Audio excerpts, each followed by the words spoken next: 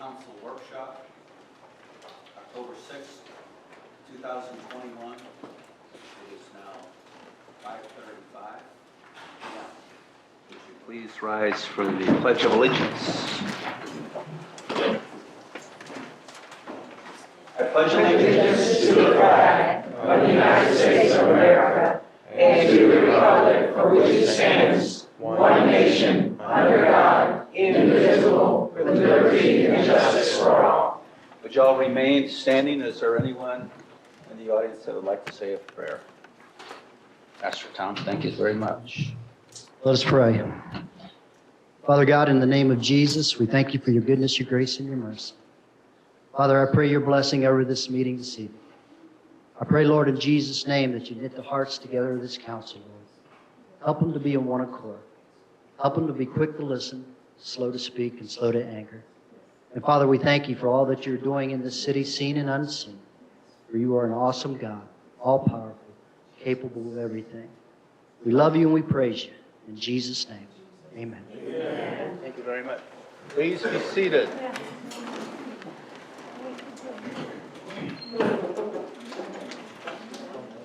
Ms. Odom, roll call. Mayor White. Present. Vice Mayor Hampshire. Here. Councilwoman Williams. Here. Councilwoman Kenny. Here. Councilwoman Covich. Present. Dan Smith, Finance Officer. Here. Chief McQuaid. Here. Troy Slattery, Public Works. Here. Julie Danowski, Clerk's Department. Here. Lieutenant Young. Here. Regina Sid, Community Development. Here.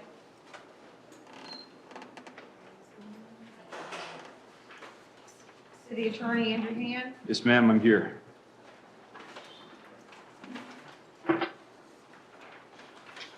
The agenda for this meeting was posted on the city's website and City Hall Bulletin Board on Wednesday, September 29, 2021. Very well. Council welcomes everybody to this workshop. I want to go over a few things. If you look at our agenda, we have 23 items, very ambitious agenda. If we limited it to each agenda item to 10 minutes, that means 230 minutes. That means council might be looking at about 4-hour meeting. So with that said, those that want to speak, I will enforce a strict 3-minute time limit. When your 3 minutes is up, I'm going to ask you to finish it up, and that's it. If you are signed up for a presentation, we'd ask you to limit your presentation the best you can to around 10 minutes. Please keep in mind that we have a lot to do and a long way to go and a short time to get there. A couple other things, if you have your phone or anything that may ring, please turn it off at this time. We start off with the public comments. What was? He was just making sure that the rest of y'all knew to turn yours off. Where did that thing land?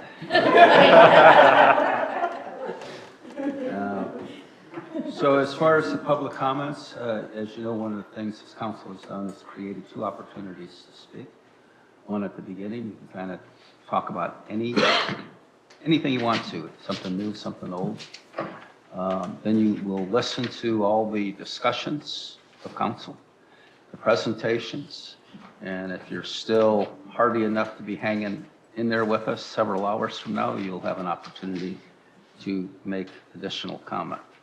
So all we ask is when you come up to speak, say your name and address, speak into the microphone. This is being recorded. We do have people on Zoom that do listen to these things, so do your best to speak clearly. If you want to make any talk to any of your neighbors next to you, the acoustics in this room are actually pretty good, and council can hear whispering, and it is distracting, and it also impedes our ability to record.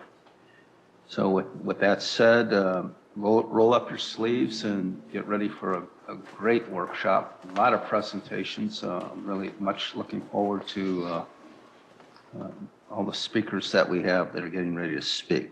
So with that said, Ms. Odom, do we have anybody signed up for agenda item number 1, which is public comments?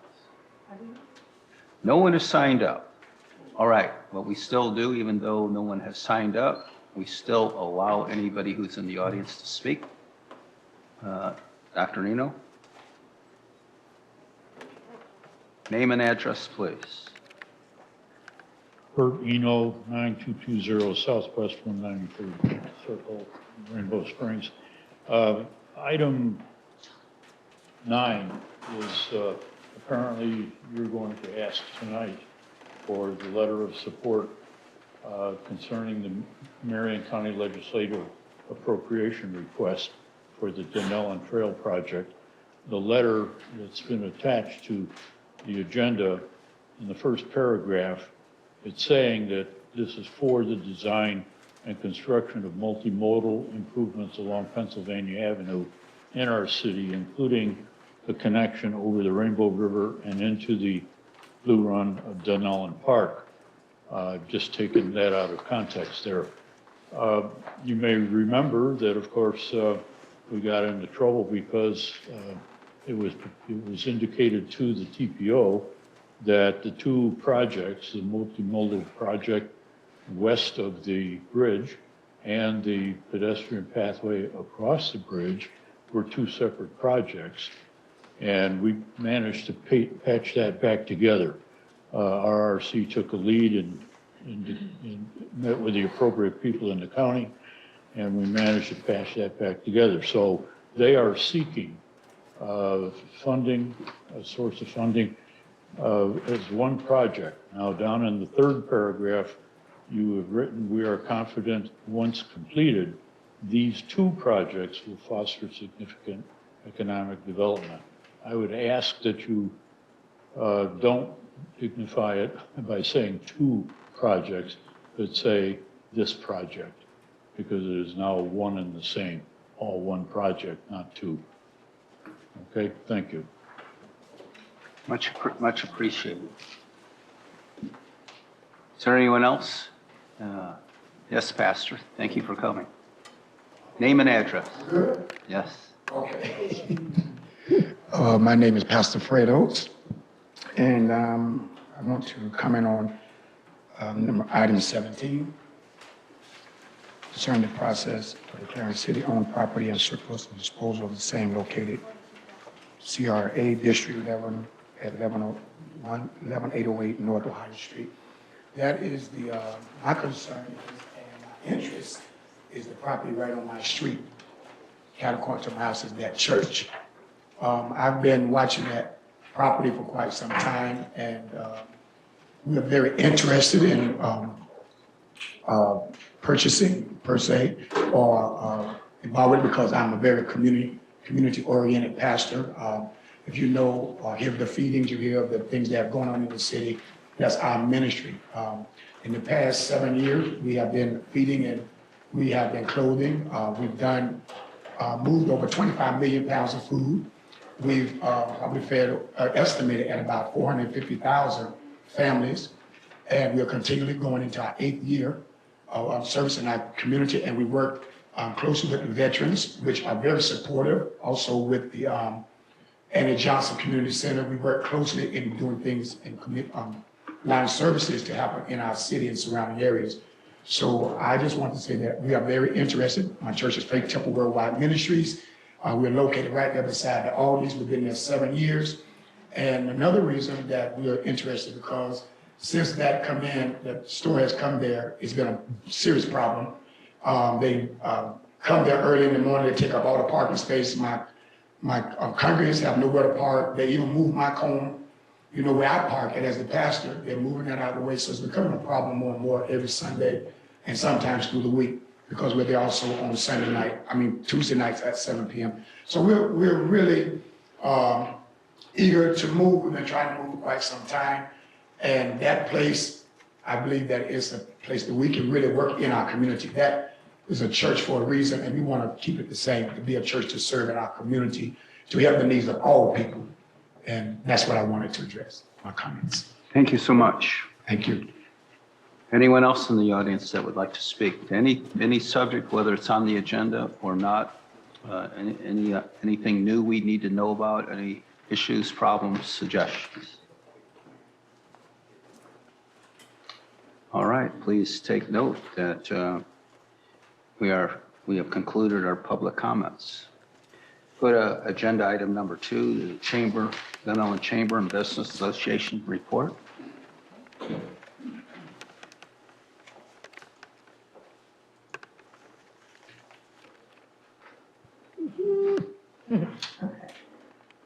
We have a membership update. We have Name and address. 5 new members. Name and address. Oh, my name is Judy Terwilliger. My address is 21249 Southwest 102nd Street Road, Dunnellon. Welcome, Judy. Good to Thank see you. Thank you. As I said, we have 5 new members this month. We have Dave Stebbins. We have All Florida Title. We have Ellen Bolus Transportation. We have Regions Bank. And we're very happy to also have Aldi's. We also have several upcoming events. October 15th from 5 to 7 is the Oktoberfest at the Holy Faith Church in Blue Cove. October 16th from 5 to 10 is our True Rivers Music Festival and Food Truck Rally on East Pennsylvania Avenue and Bostic. We have 10 food trucks, including hot dogs, kettle corn, and Colombian food. We have 8 bands. We have Liz Pennock and Dr. Blues. We have Keith Caton Blues Band, Groove 41, Final Note, Highway 94, Bootleggers, Jake White, Cliff Sanders, and the sponsors we have so far are Ace Hardware, as our presenting sponsor is Ocala Eye. We have Bird Insurance, Custom Glass, Neighborhood Storage, Maps Business Coaching, and Exit Realty. October 20th at 5:30 is our first business after hours at the Rainbow Springs Art Co-op. October 29th is the Whistle Stop Cafe at the Dunnellon Historical Society Train Depot.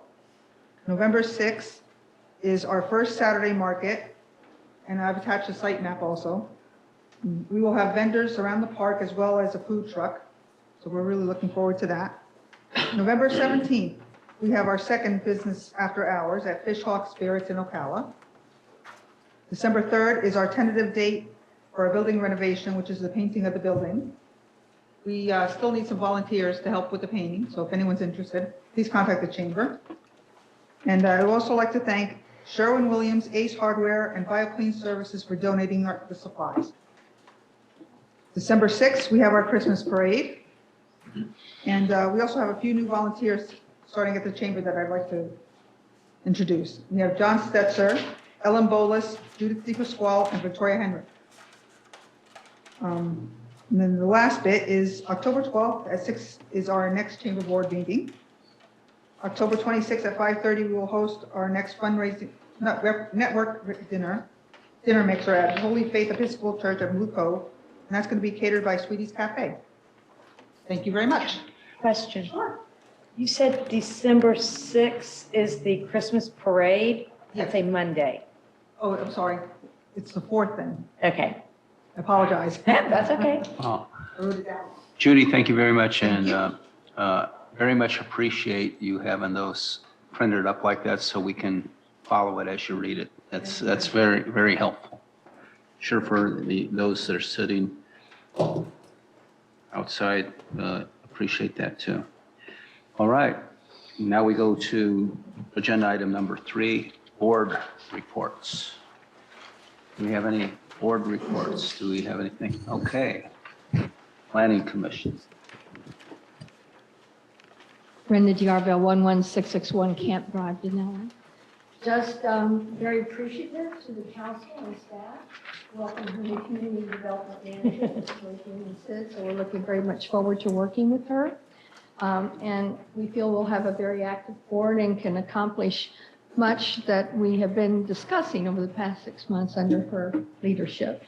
Also to remind that we still have 2 vacancies in our alternates.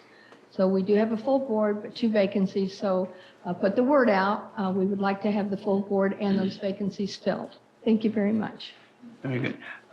Ms. Odom, if I can ask you on the Planning Commission, do you have to live within the city to be on the Planning Commission?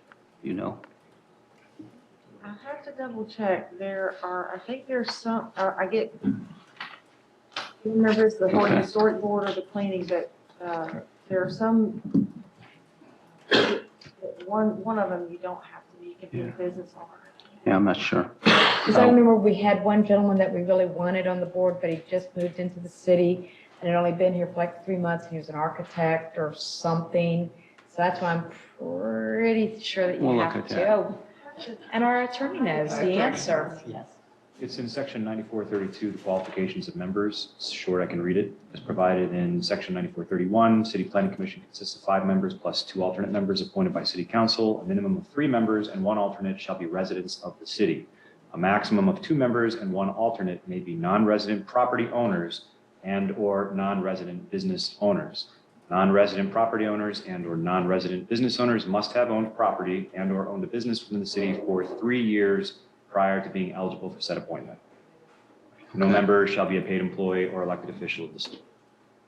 Okay, very good. So that's the opportunity if you're not a resident, if you're a business owner or property owner. You can, I would say to anyone in the audience that's interested, this is really would be a very intriguing time to get on the Planning Commission. You have a lot to say with how the city is planning out its future.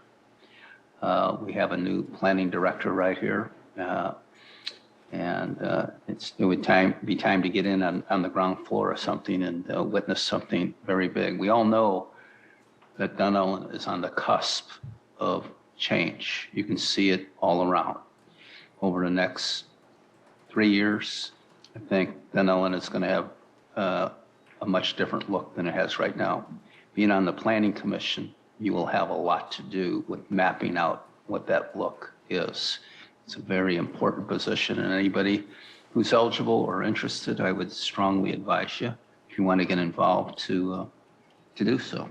Thank you very much. Thank you. Any other board reports? Yes, I do. Huh? Yes, okay.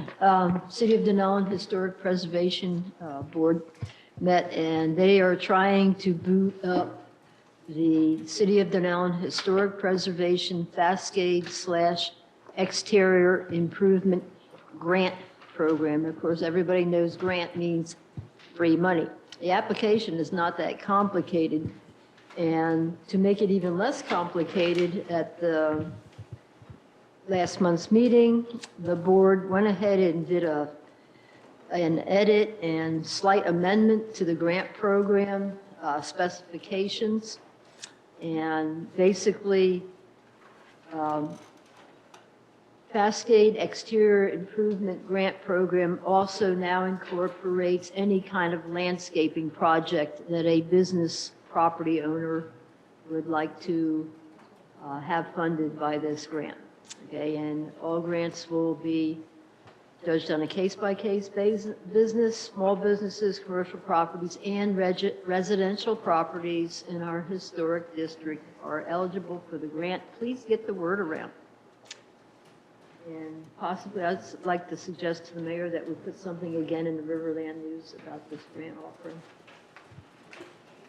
Can I ask a quick question? Yes, Vice Mayor. Jan, they can't make any changes to the funding, correct? They can make recommendations. We bring it, staff brings it before council for approval. So these changes you've spoken of need to be incorporated into the grant policy. Right. And Andy and I are going to bring this forward in November.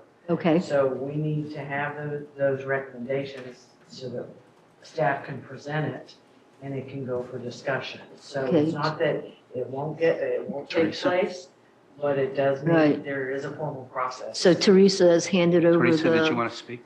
Yes, sir. Okay. oh, there she is. Thank you. She so graciously attends our meetings as the liaison and is just trying to let you know, Teresa Mulberg, City of Dunnellon, 20750 River Drive.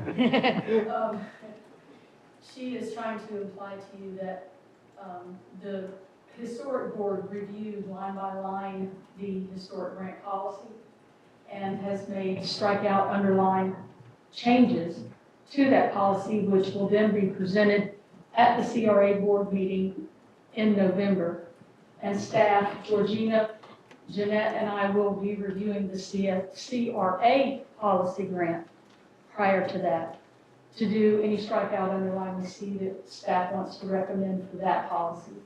And we'll be asking some questions to the attorney that the historic board brought up, so that we have all that clarified by your November meeting of the CRA board. Thank you so much. You're very welcome. Okay.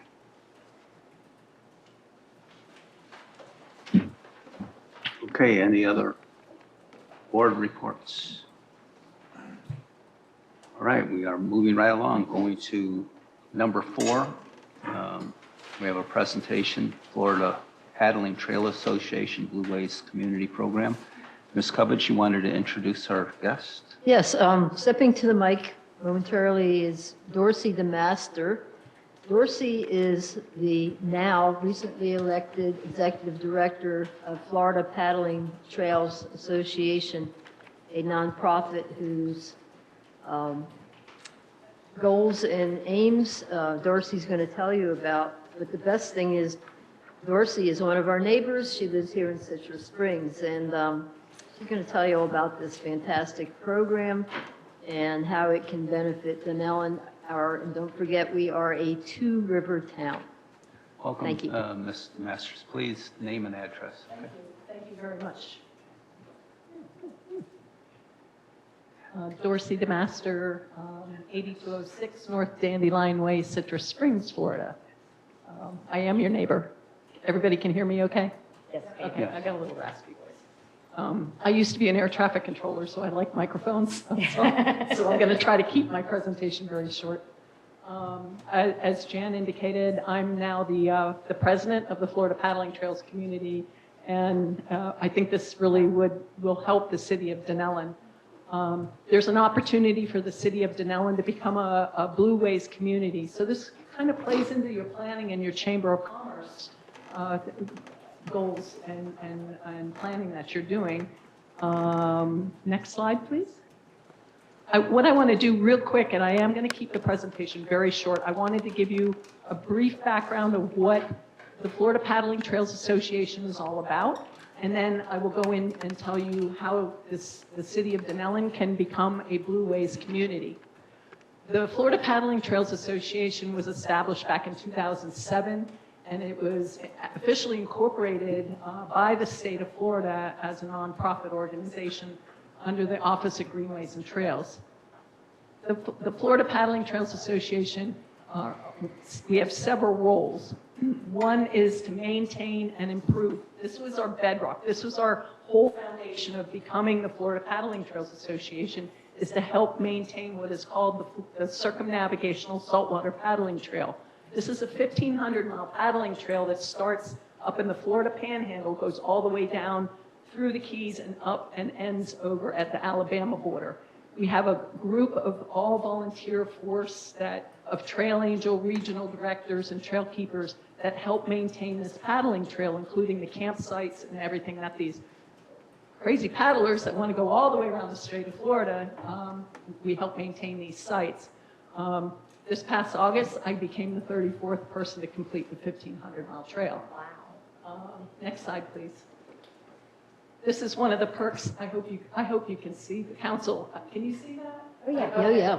Okay, this is one of the perks of volunteering, and this isn't in our backyard.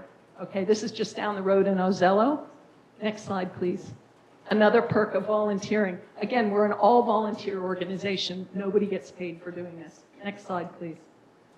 Another role of the Florida Paddling Trails, and this is why I'm here to talk to you today, is we help develop and maintain additional water trails, and we document these paddling trails. And one of the things we do is help establish Blue Way communities within the state. We have over 4,000 miles documented on our website of paddling trails. You, as a paddler, can go to our website and pull down maps, and it tells you all these different places to go, including here in Dunnellon. And there's a couple that are up on there. If I have time, I will bring up the site, but we have a section specifically dedicated to the Dunnellon area. Next slide, please. This is a friend of mine. Actually, he was my mentor, And we were out actually, what we do is we get on Google Earth and we draw out where we want to develop a new paddle trail. And this is a picture of my friend Steve Knoyer and I while we were out doing that. Next slide, please. Another one of the roles of the Florida Paddling Trails Association is to protect the environment along these trails. And that would include in the city of Dunnellon.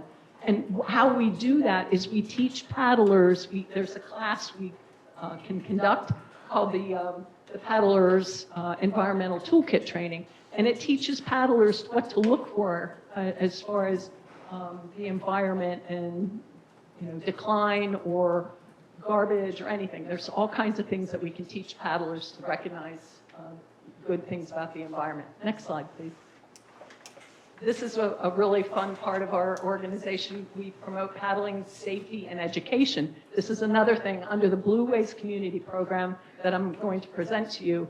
This is part of that. What we can do is we can have paddling events here in the town, in the city of Dunnellon, that teaches people paddling 101, paddling safety. And another thing we do is we have a legacy fund that teaches the next generation. We teach young kids how to paddle and how to paddle safely, and also about the environment. Next slide, please. And one of the last things that we do is we serve as a resource for paddlers. We have a phenomenal website just packed full of information, maps and such, and we have a newsletter, etc. Next slide. Okay, the Blue Ways Community Project that is one of our pet programs that we have. One of the benefits of the Blue Ways community is to help communities develop location and attract interest in both in-state and out-of-state paddlers. Obviously, Dunnellon doesn't have that problem attracting paddlers. But there are things we can do, like maybe do a little bit more focus on the Withlacoochee and not be so centric on the Rainbow River. It kind of spread the wealth, if you will. Another thing is by having a Blue Way community designation, it will help your city obtain grants or matching funds for doing other projects. You have the fact that you're a Blue Way community, and that's just another feather in your cap. The Florida Paddling Trail community promotes the Blue Way communities in our newsletter and social media, and we have over 17,000 subscribers. Next. 17,000? 17,000. So real quick, more benefits. What we will do, what the Florida Paddling Trails Association will do for the Blue Way community is we will help promote the Blue Way community in our newsletter and social media, just as I just indicated. We also provide detailed information about paddling opportunities in the community, which we already have on our site, a lot of maps and information for the area. We also can provide periodic guided paddles that focus on certain aspects of your community, if there's a focus that you would like. And we provide support local festivals, and we can make signs available to you to post in your community. These are big signs too. They're like 3 by 5 and really draw the attention. So designation to be a Blue Way community, to be eligible, let's see, where am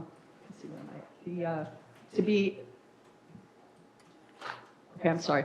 For a community to apply for Blue Way status, you have to have proximity to Florida paddling or Blue Way, availability of accommodations, like hotels and campgrounds, availability of restaurants, outdoor recreation opportunities. So I put a big check mark there because Dunnellon has already filled this part of the checklist. Does that make sense? Yeah. This is one thing, in order to be eligible to be a Blue Way community, this is one of the eligibility requirements, and you guys have well exceeded this. Next slide. So how do you sign up? Well, number one, community leaders meet with the Florida Paddling Trail Association. We're doing that right now, okay? And what we do is, what we would need to continue this is to establish a Blue Way community contact, someone from the city of Dunnellon to coordinate with the Florida Paddling Trails Association. And then we provide you a packet that you just fill out. It's very easy, just some basic information. And then the next step would be to enter into a memorandum of understanding and then join the Florida Paddling Trails Association. I brought with me the packet. I don't know who would want this packet, but it's a very small packet and is easy to fill out. Regina would probably take that. Yes, you can turn that into, It's Regina right there Yeah. beside you. yeah. All right, next slide, please. All right, so I went through that really fast, but the bottom line is becoming a Blue Way community is a good thing for your community. It opens doors to things. You already have a lot of things, phenomenal things going on in this community, but it just opens doors to get money for grants, for the Florida Paddling Trails Association to come in here and help promote your community in different areas. And that's what we're all about. Thank Any you so questions? much. Thank you so much. Ms. Covage, I know you're very, very into this. Would this be something you would follow up on and Sign me up. Figured. all Yeah, right. I'd just like to add one more thing to the website that's in the process of being developed for a visitors website for Dunnellon. This is how I found Dorsey and this organization is when I was looking for places to link to. They're going to have a big link to us and we'll have a big link to them. Right. So it's cooperative venture here. Exactly. And thank you. Yeah. Make Ms. Covage your liaison, and I guarantee you, she'll make sure we don't forget about you. Okay. Great. Thank you for the opportunity to speak. And there's brochures up here if anybody needs information, and my card is up there as well. Thank you. Thank you. Very nice. All right. Oh, I just have, you said where were you going to get the t-shirt from? The t-shirts, yes. Sorry. No, that's okay. It's all about fashion. Okay, so Valerie. wanted to know- Hanchar. Thank you. Where to get this shirt? And I get a lot of compliments on this shirt. This is a Florida Paddling Trails Association shirt. On our website, we have this shirt and other shirts that you can buy. And all the money from these shirts goes to the Legacy Fund, which teaches young kids how to paddle. Excellent. Thank And you. they have caps too. And we have caps, we have, but it's on the website. Thank And you, they're very ma'am. affordable too. Oh, good. Thank you so much. Thank you. Sorry. All right. Wow. Very excited to have Larry Steed come back and visit us. Always a pleasure to have you here, Mr. Steed. We love our relationship with you in the state park, and thank you for coming and visiting. Name and address.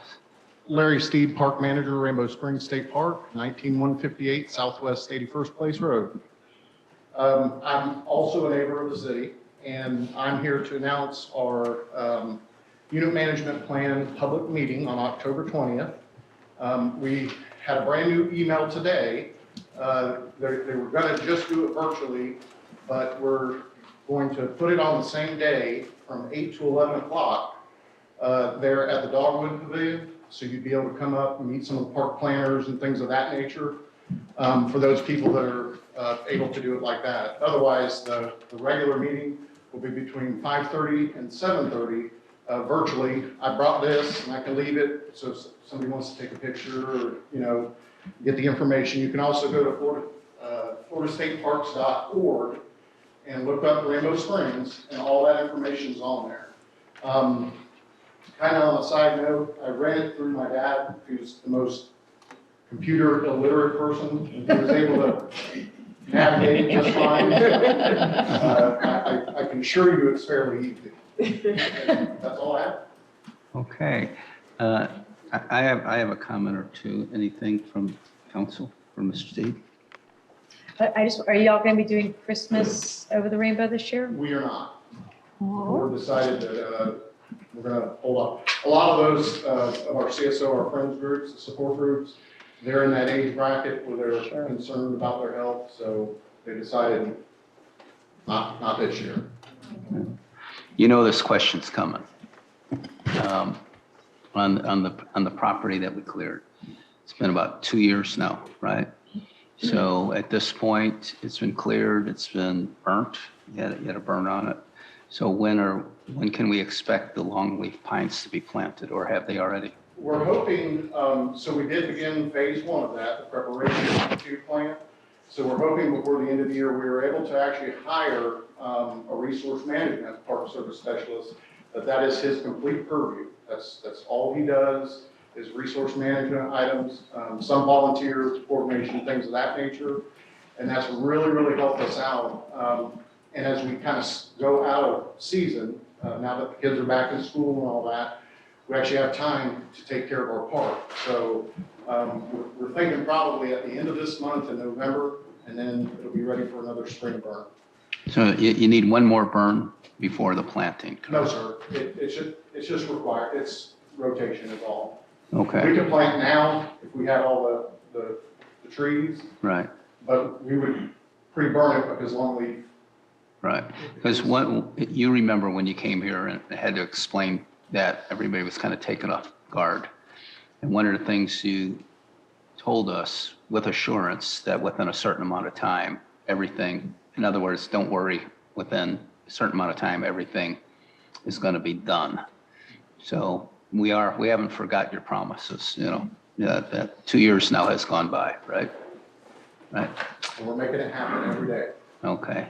Thank you so much for coming. Yes, I have one question. Yes. Mr. Steve, do we need to RSVP to attend the management review plan? They would like you to. Okay. But we understand that a lot of people are going to do it, at 5 o'clock that evening. So if you can, great. Okay. It just kind of gives them an idea of how many folks are going to be attending. Oh, and so you're going to serve food? Just kidding. How about that? Thank you. Thank you so much. All right, we go to item number 6, presentation recreation impact on the Rainbow River, Mr. Bill Bever. All right, Bill, name and address again. Probably do better without the lights. While we're doing that and getting ready, most of the focus on Florida Springs has been on nutrients, which is the BMAP program, you're all familiar with that, Basin Management Action Plan. And also on water withdrawals, there's been numerous lawsuits throughout Florida, with Florida Springs about the issue of withdrawing water from the springs, including Rainbow Springs. RRC took that issue up to Swift Mud. But there's another part of springs management that does not get a lot of attention, and that's the impact of recreation.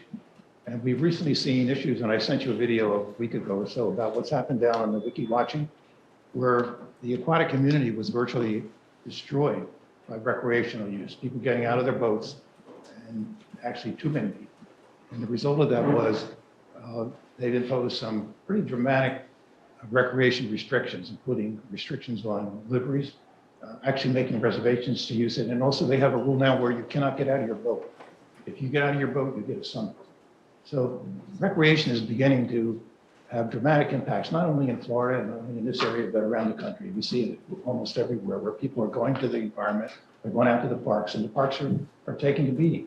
So if we can start the video, I want to show you a little bit of video. This is the Rainbow River. Park people like to talk about visitor experience. This is on a weekend on a Rainbow River, and you can see the number of people on the river. It's a solid mass of tubes, almost 5 miles long.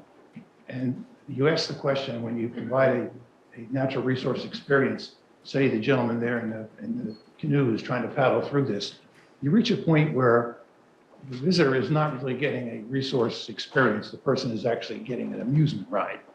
And here we have a person in a powerboat who's really risking injury to somebody to try to get through this mass of tubes. So when we talk about additional liveries and additional use on the Rainbow River, this is the reason why we're talking about this and why RRC and also Marion County as well are so interested in this. Here's what we call a user conflict, where we have a person in a rental boat who's about to run over a guy in the water. He's swimming.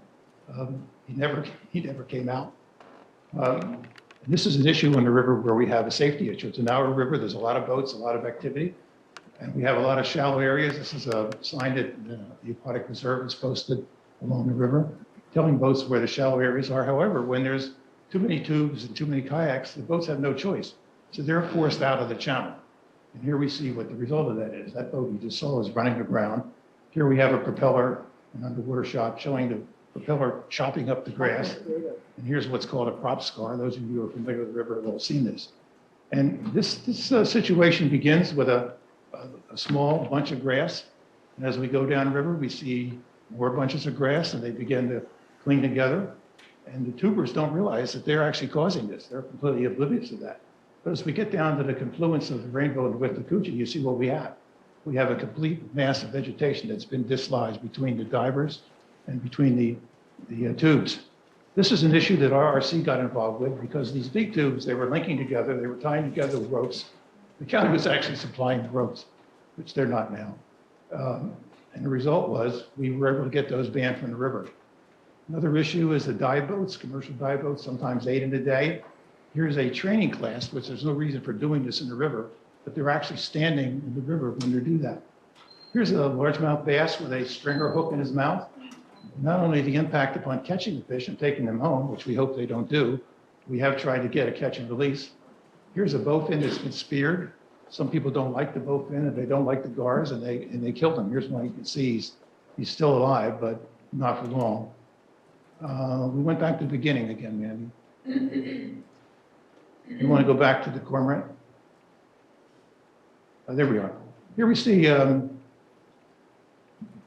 what I had. This is a cormorant. If you look closely by his right leg, you'll see there's a piece of monofilament fishing line. This is a very common event. We're often chasing birds around the river trying to catch them. They're very hard to catch if they can still fly. But eventually this will result in the bird's death when we have monofilament fishing line tied around a bird.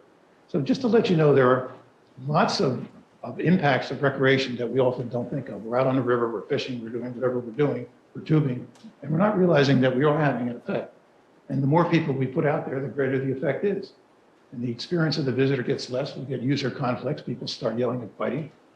I know one of my friends got into a verbal battle with a person yelling F words at her because of loud radio not too long ago. And then we'll go to, I have a couple of slides.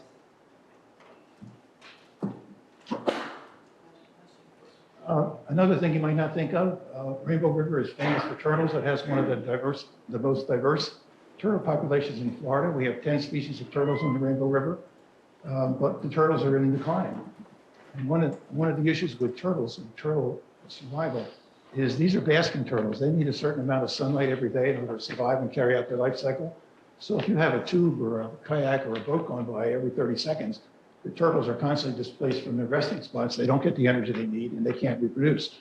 And what we've seen in the river from our studies is that the 85% of the turtles now are loggerhead musk turtles, which are not a basking turtle. They're a turtle that lives underwater and feeds on snails.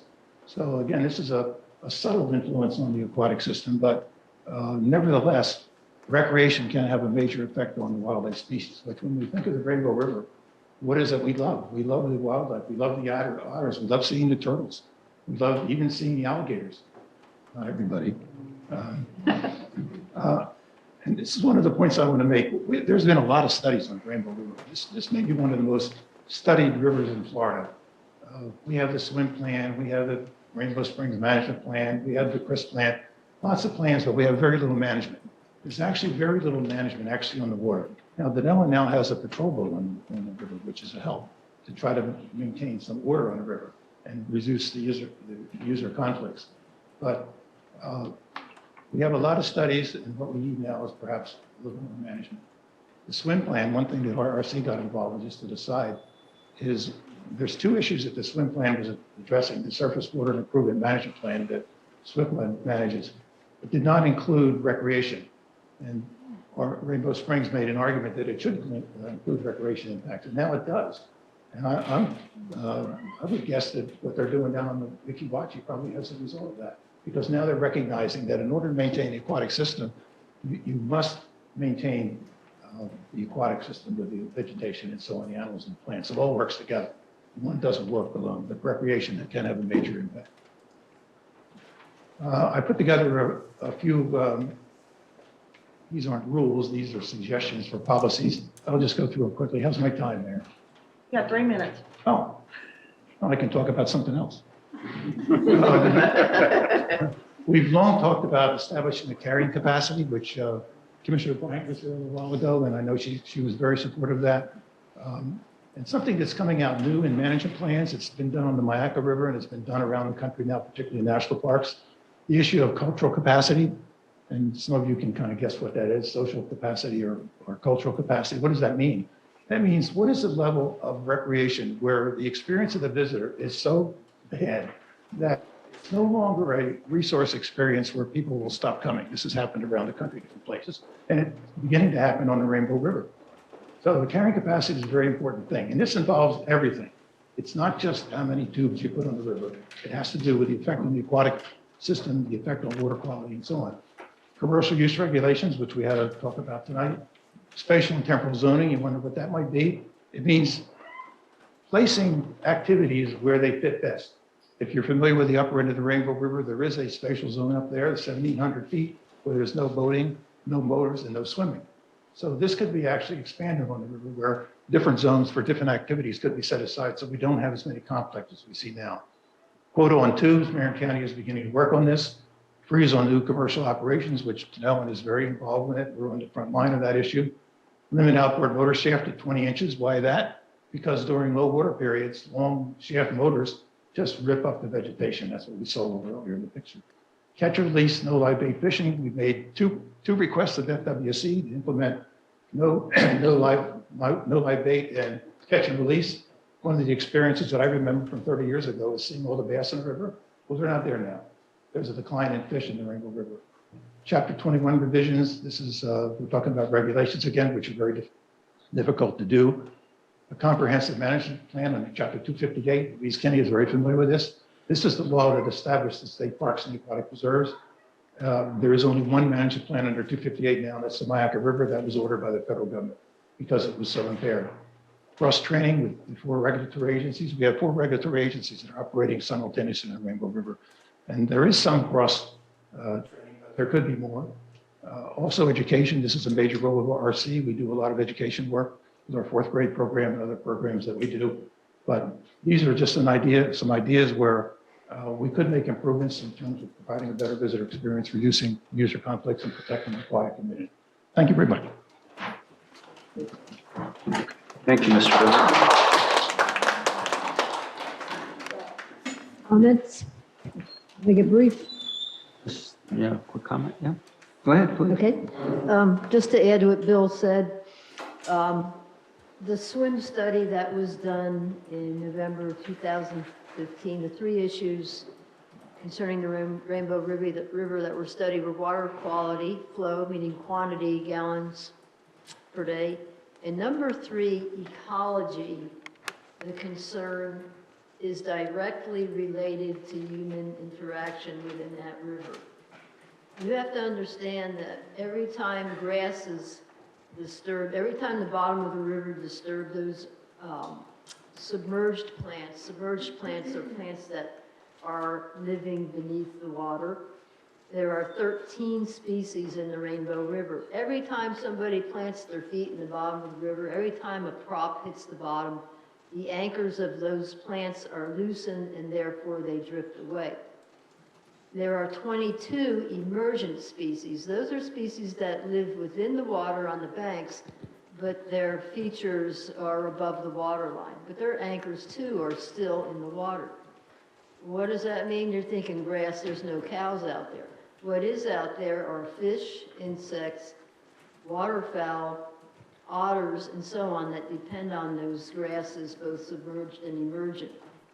Everything from mayflies to mollusks, the mollusks being snails and mussels, are the food sources for the otters out there, the food sources for the waterfowl we see out there.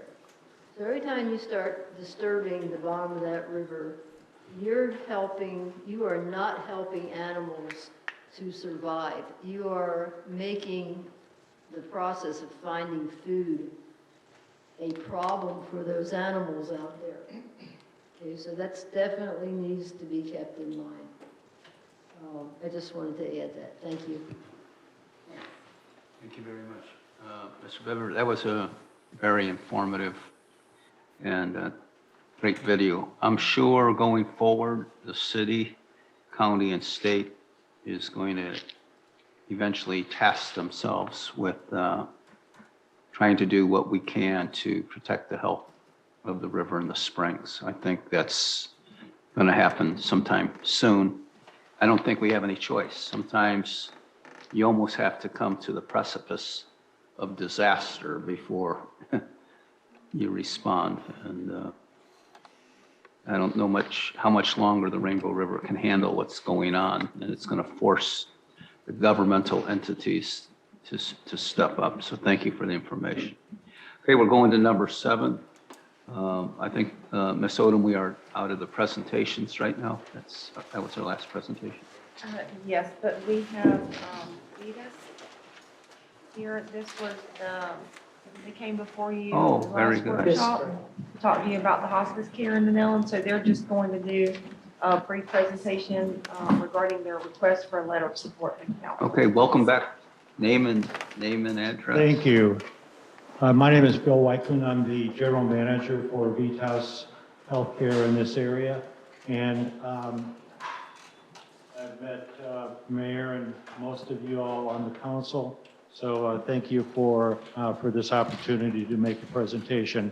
I want to introduce Shelley, is one of our 65 nurses that works here in this area. She's third generation Dunnellonite.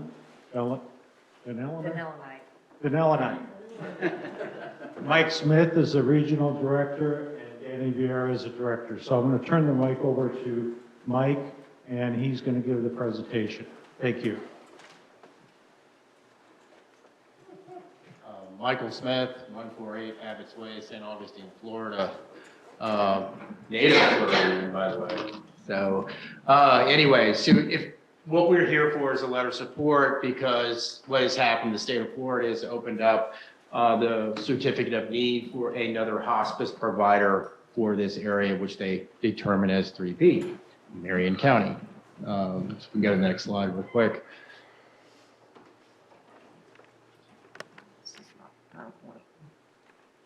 There you go. So Vitas Healthcare, as you can see, we're in 14, not only are we in the state of Florida, we're also in 14 other states, as well as the District of Columbia. Really look at it from a standpoint of patients served, over 90,000 patients that were served last year. So we are a very large organization, and we're treating really being the leaders of end-of-life care. Next slide.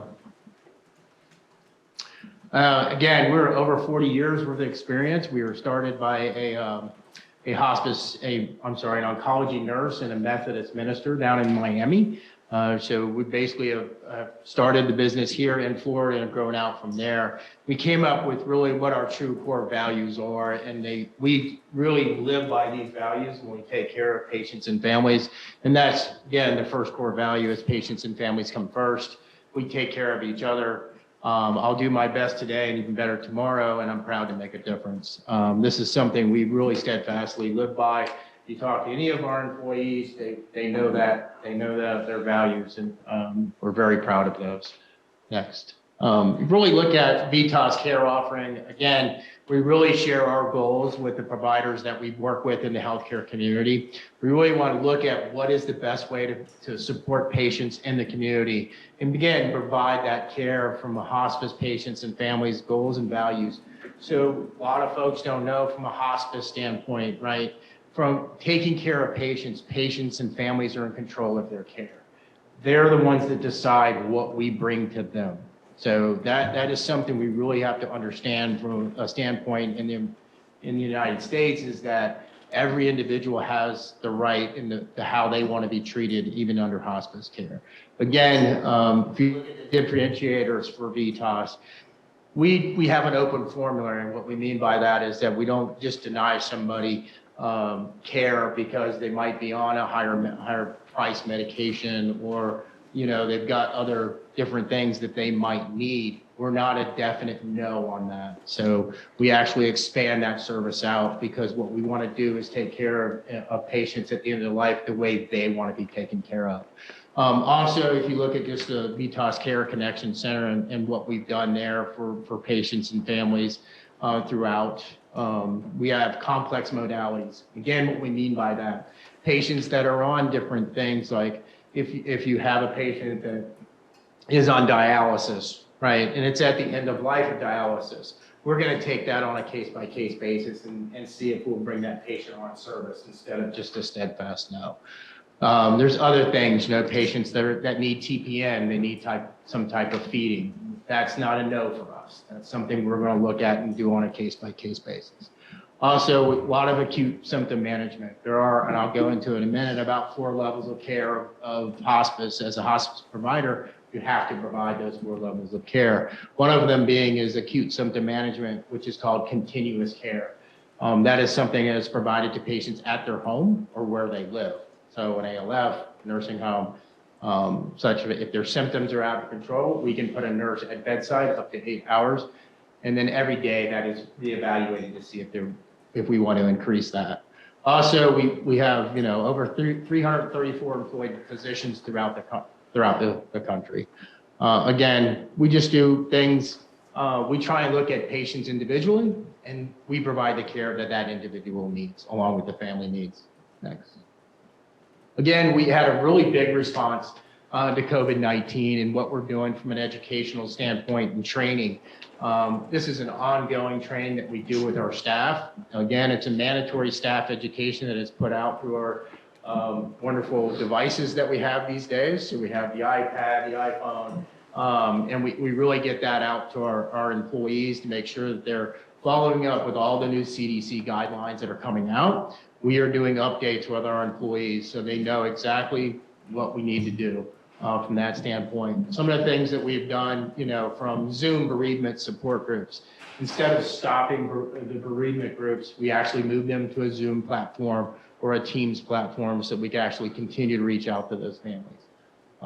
Again, there's others, but I don't want to take up that much time. The other thing that we developed really here with VITAS is that we did a proprietary temperature screen app along with protocols and reporting. So every time, when an employee goes into work at any of our offices, they have to be temperature checked and they have to fill out a thing and they put that into their mobile device, which then we can track on a daily basis. Right now, we are requiring that our staff be 90% compliant. So we're really looking at our programs to make sure that everybody is compliant with that program. We can do that very easily every day through the mobile app. Next. So from an overview, as you can see here, VITAS provides care in 46 of the 67 counties in the state of Florida. In 2019, we cared for more than 43,000 patients here in the state, with an average of 10,730 patients daily. Again, we employ over 5,500 dedicated hospice advocates and care team members. 45 physicians are board certified in hospice and palliative care. We have 375 total credentialed physicians who provide direct patient care. And then again, more than 700 dedicated continuous care staff. We also obviously work with volunteers as well in the state of Florida. Again, this is just really to let you know that we are a hurricane preparedness company. We have guidelines that we set down, and we rigorously look at those when hurricane season comes about, which we are sitting in the middle of. So we definitely have monthly meetings when we talk about hurricane preparedness. Next. Just some of the partners that we have throughout the state of Florida. So we really work closely with University of Miami, the Cleveland Clinic, Advent Health, which is right here in Marion County, Broward Health. A lot of the HCA healthcare, we're very connected with them as well. And you have that here in Marion County. Next. Local support examples, really, we got a letter from the Alzheimer's Association locally here because of all the work we do nationally with the Alzheimer's Association. Also, we do what we call, which you will see up there, is called LNIC. And that's really an education for nurses at the end of life. So really what we do we try to do it we kind of got caught up with COVID and not providing it. I did try and do that going out of Gainesville. I ran it out of University of Florida, and I won't spend too much time on it, but we did a Zoom link throughout the state. We had about 80 participants that did, from nurses really learning about the end-of-life care, and they get a CE for that. Again, Citrus County, you can see we do a lot of charity work along with the YMCA. Restorative potential and goals of care. Really, this is something we started rolling out recently. And what we're trying to do here is when patients come out of the hospital and they're going into a nursing home for, would say, what's the word I'm coming up with? Short-term rehab. We really want to do a goals of care with folks and really talk with them about what hospice care is and really educate them on what their resources are. And really, that's all that is really kind of informing patients and families of what, what's out there for them, because hospice benefit is a Medicare benefit, is free to somebody that's 65 or older. So we want to introduce it to them a little bit sooner and really give them and understand their goals of care. Next. Again, hospice eligibility. If everybody doesn't know, again, the hospice eligibility was brought in about 1986. And that gives 65-year or older participants the right to have hospice care at the end of life. So that's something, it's a Medicare benefit. It's free to Medicare recipients. Again, the hospice benefit, these services are mandated, as I just said, by the hospice. What a lot of folks, I'll be quicker, promise. What a lot of folks don't understand is that at the end of life, when you're on hospice care, hospice takes care of the DME equipment, which means a bed, a wheelchair, anything you might need from a durable medical equipment. Also, the medications associated with the terminal diagnosis, the continuous care, as we're talking about here, inpatient care, routine home care, and respite care, as long as bereavement support. Oh, yeah, too many slides. Again, the hospice interdisciplinary team. And how that works is that they meet weekly. And so that's a meeting with the volunteer, the nurses, the aides, therapists that we might have, respiratory therapists, also the bereavement group. And we really circle that around the family and what their wishes are. This is just really looking at a percentage of hospice patients and by diagnosis. What's interesting is that, again, we're still looking at cancer patients that are really the ones that are the highest patients that are seeing from a hospice care. This is a benefit that you can see, heart disease being the leading cause of death in this country. Heart disease is something we need to probably give hospice care to folks a little bit sooner. Again, the median length of stay on hospice today, it's a 6-month benefit. It's only 14 days. We need to really the education needs to go out to the community to understand what hospice can do. And that's something we really pride ourselves in at VITAS, is working with community partners and doing the education we need to do in order to have people understand what hospice truly is. You can go next, I'll be quicker. Again, just different end of life symptoms. I'm taking too much time, I know. Bereavement is something we pride ourselves in at VITAS. We will follow a patient. Once a patient passes, we're going to follow that family 13 months out. So that's something that they'll have that support 13 months after the family member has passed. Again, we're going to provide all the resources to the grief counseling. We'll do that through phone and telehealth these days. So we want to make that commitment to the patients and families. Hospice care is associated with better symptom relief, patient goal attainment, and quality at the end of life. We know by mere fact, if you look at the different studies that are done, patients and families that understand that in their life, we can educate them that they have a better quality of death per se, but the family has more of an acceptance when they're dealing with if hospice is involved. Okay, sir, you're gonna have to wrap it up. Yep. Okay, please. Oh, 30 seconds. Oh. Again, you can keep going. We'll just go to the end there. Keep going. Keep going. One of the major things here is the education that we offer. We offer that to the CEs, to the nurses, the CMEs, to the physicians. We also offer the education to the community as well. So again, as you can see, over 60 live continuing education offerings. Thank you very much, and I apologize. No, thank you. Can I take about 15 seconds? Please. Okay. As a resident here, I've worked for a couple different hospices. I've been in hospice for quite a while. I really want our company to come in here because my mom lives on the Dunnellon side. I've got a lot of friends that live on the Marion County side. And I know the care that we give, and I know that we give care to each patient like we would our own family. So we very much look forward to your support. Thank you. Thank you so much. And could you just briefly explain to the council why you need the letter of support, why you're requesting that from the council, who it's going to, and Yeah, we can let you do that.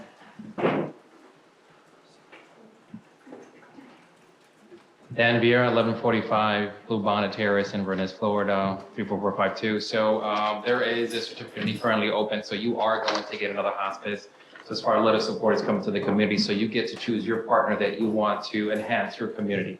So currently right now that we know of, there's about 6 or 7 different hospice entities that are coming in. So we're the person that you're seeing. We're the ones actually taking out our initiative to actually partner with you. I know previously that we mentioned last time, like certain things that we do in Pensacola, where we established that there was a need for the homelessness. We gave over 100,000 to help with that. So you get the certificate of need, and getting that letter of support is you supporting the entity who you want to partner with in the community. That's the true essence of it. Very good. Just real quick, so do you have a letter that is kind of pre-written? we already have that. Oh, we already have one. Great. We have a Amazing. few samples that we can provide. Okay, all right.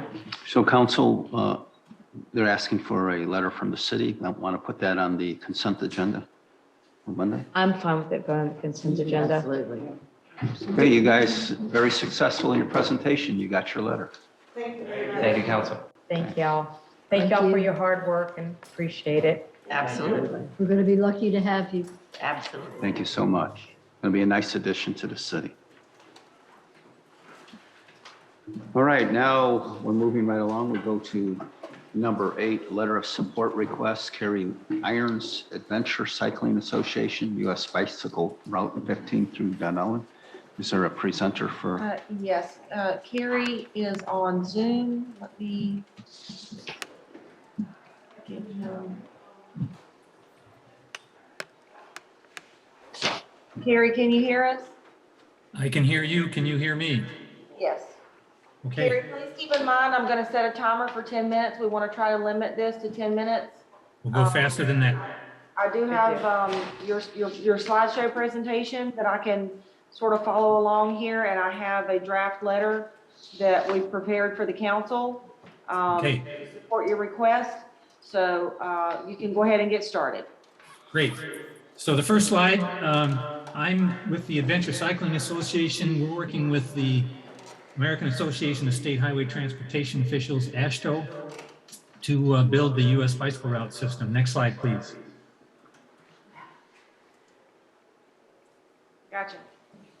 So the U.S. bike route system is a growing national network of numbered and signed bicycle routes approved by state transportation agencies, in the case of Florida, FDOT, coordinated by the Adventure Cycling Association that I'm with. Next slide.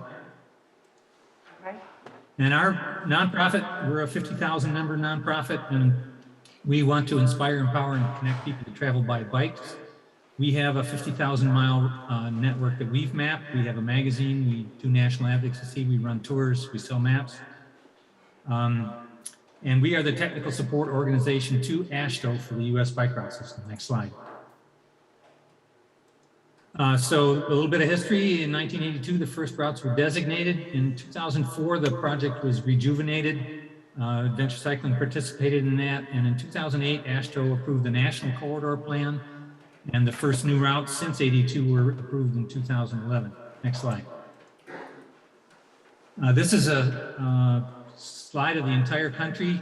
The lighter colored dashed lines are possible U.S. bicycle routes, and as you can see down the west coast of Florida, there's a dashed line. That's what we'll be talking about today. The solid lines are designated routes, and it's approaching 18,000 miles as we speak, and growing every year. Next slide.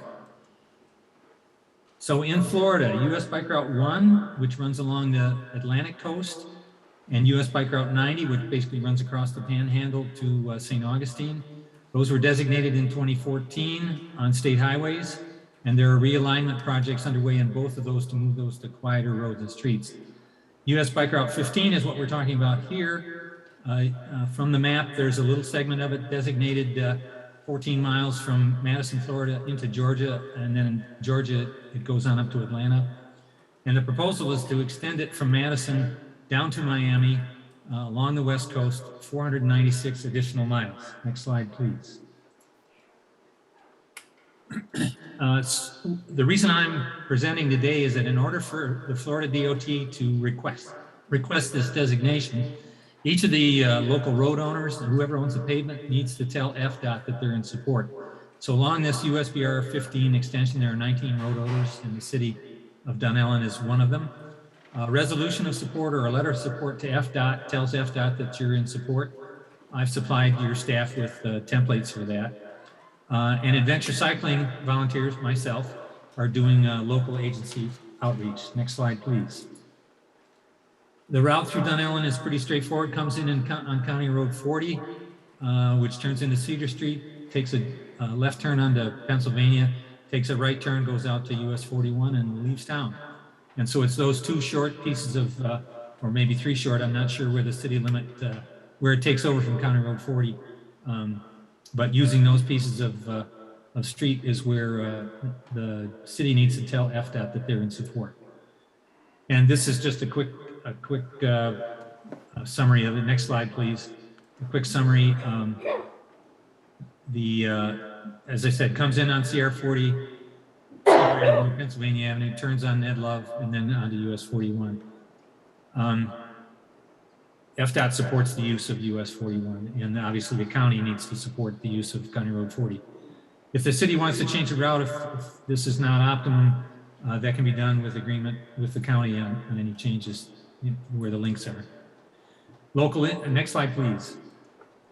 So we should be on the one that says local route input expected. Yes. Local agencies, since we're requesting the city to support it, that you have the final say. So when you request a change of route, it's accepted and negotiated. Accepted if it's all within your jurisdiction, negotiated if it changes the interaction with the adjacent jurisdiction. Next slide, please. So this US bicycle route the idea is to provide places for people who want to do multi-day, multi-week, multi-month, long distance bicycle tours. That's the target audience. And so somebody says, I want to ride down the west coast of Florida. When this is designated, they'll be able to go on the web to the FDOT website, perhaps to your own website, to the adventure cycling website, find a route and be able to download a map and follow it. Obviously, cycling has positive health and environmental impacts. And for small communities like yourself, just kind of pulling a number out of thin air, but a couple thousand people a year spending $150 a day as they ride their bicycles on tours. That small motel, that small restaurant, that small convenience store, the city park, the campground, a bike shop, they would really notice that kind of impact. And my last slide. So I'm the USBR volunteer coordinator for adventure cycling. There's my email address and my 2 phone numbers. And Jen Hamelman is my partner. She's the national coordinator for the US Bike Route System, and that's her contact information. And so this request is fairly simple. We would like the city to tell FDOT that they're in support. And as I said, I've supplied the information on how to do that, who the contacts are at FDOT and so on. So I'd like to answer any questions you might have.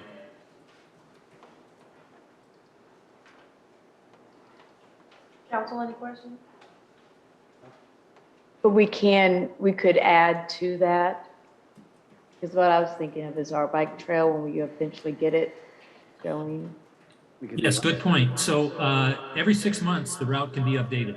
So FDOT can submit an application to AASHTO to update the route. So as facilities develop, and that could be something as simple as a bike lane or a preferred bike route with signage in the city, or it could be something like a separated path. But as those things come online, we can work with FDOT, and they're very open to updates to reflect facility improvements. So that can be changed every 6 months. Because it would just be Pennsylvania Avenue, which you were already looking at doing anyway, but just going east and west, just not west. So, thank you. And I'm sorry, that was Councilwoman Hanchar. Okay, any other comments? So what the request is, again, is to supply a letter of support to the association. No, to FDOT. Yes, I've actually prepared a draft letter based on what Carrie sent me. And it would be going to FDOT, their office, and the letter was attached to the backup to the agenda, supporting the proposed US Bicycle Route 15 through Dunnellon, because they would be, and they're asking this because they're having access to Medlove Avenue, which is a city street. And then the county, they're also working through TPO to get approval from the county for the county road that will be part of that route. Okay, council, do we want to put this on the consent agenda to have me sign this letter? Yes, I'd have you sign it on Monday after we vote, or, Yeah. yeah, have you sign it for Monday. Yeah. Ms. Cubbage, Ms. Williams? Ms. Kenny? I don't understand too much about how many bicycles we're going to have. I'm trying to conceptualize. So I would, yeah, I don't know how Pennsylvania is going to take a whole lot more than what it already has. So what they're asking they're asking for a letter just saying we support the concept. We're concept, I guess it's smaller than a car. I could go along with it. But I don't really understand it. I don't pretend to understand It's almost the same thing as the paddling route. They're just making a route for other bicyclists to know, so it's the exact same thing that the paddle people More wanted. people on the rivers too. So see, I'm not a real good person to conceptualize it, but I will go along with it. Okay, so Yeah, just to make a point of clarity, what we're asking to do is put this on the national map. Nothing more, nothing less. okay, So no cost to the city, no constraints on future use of the road, no maintenance requirements, no design requirements, no engineering requirements, nothing. Just put it on the map. okay, Mr. Irons, thank you so much for your presentation. Thank you for having me. Okay. This is just another suggestion to everyone. If you notice these bike trails, these walking trails, the canoe trails, all this stuff, it's coming through Dunnellon. This is a suggestion. What's getting ready to happen here? Over and over and over, you're seeing things going on that somehow is including Dunnellon. That's why being on that planning commission would be pretty exciting stuff, guarantee you. All right, we're going to, we just finished item number 8. That's going to be on the consent agenda. We're going to number 9, letter of support request, Marion County legislative appropriation request for the Dunnellon Trail project.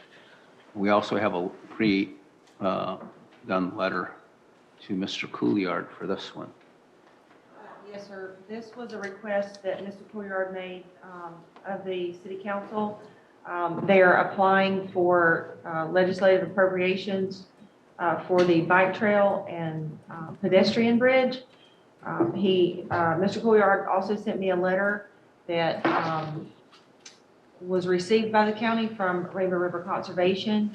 And I did take into account Mr. Eno's comment earlier about the third paragraph of the letter, which was already prepared for you to review. I can bring that up as well. In that third paragraph, I can change this. This is what he was concerned about. We are confident once completed these 2 projects, we can change that before you sign it, Mayor, to this project rather than these 2. And also, Mr. Couillard is looking to submit this application this week prior to, your council meeting on Monday where this would normally be approved.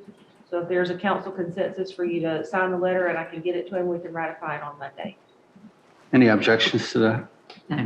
I have no objections, but I just want to make sure that we point out that although we want this as one, the TPO still has this as 2 projects. So I do just want that to be clarified, that when it went to the state, it went as 2 projects. I don't care personally how it's worded, but I just wanted to make that for clarification purposes, that that's how we got it to go forward. Otherwise, they were going to not vote for it at all.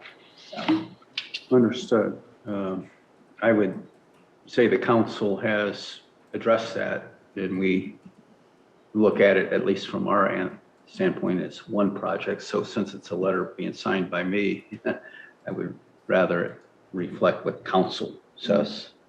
Okay, okay, that's fine. But again, I just want to make sure clarification that the Right. state sees it as 2 projects. Understood. Totally understood. Okay, Ms. Odom, let's put that on the consent agenda with the changes that were brought to our attention by Dr. Eno. All right, we're going to, that was number 9. We're going to number 10. This should be an easy one. Two River Music Festival request for alcohol waiver. I dare anybody to say no to this one. Can we start now? Just to sample it. So what this is a continuation of what's done every year. We have the music festival, which has been announced. And during that time of the day, 5 hours, they allow beer on the side of the streets.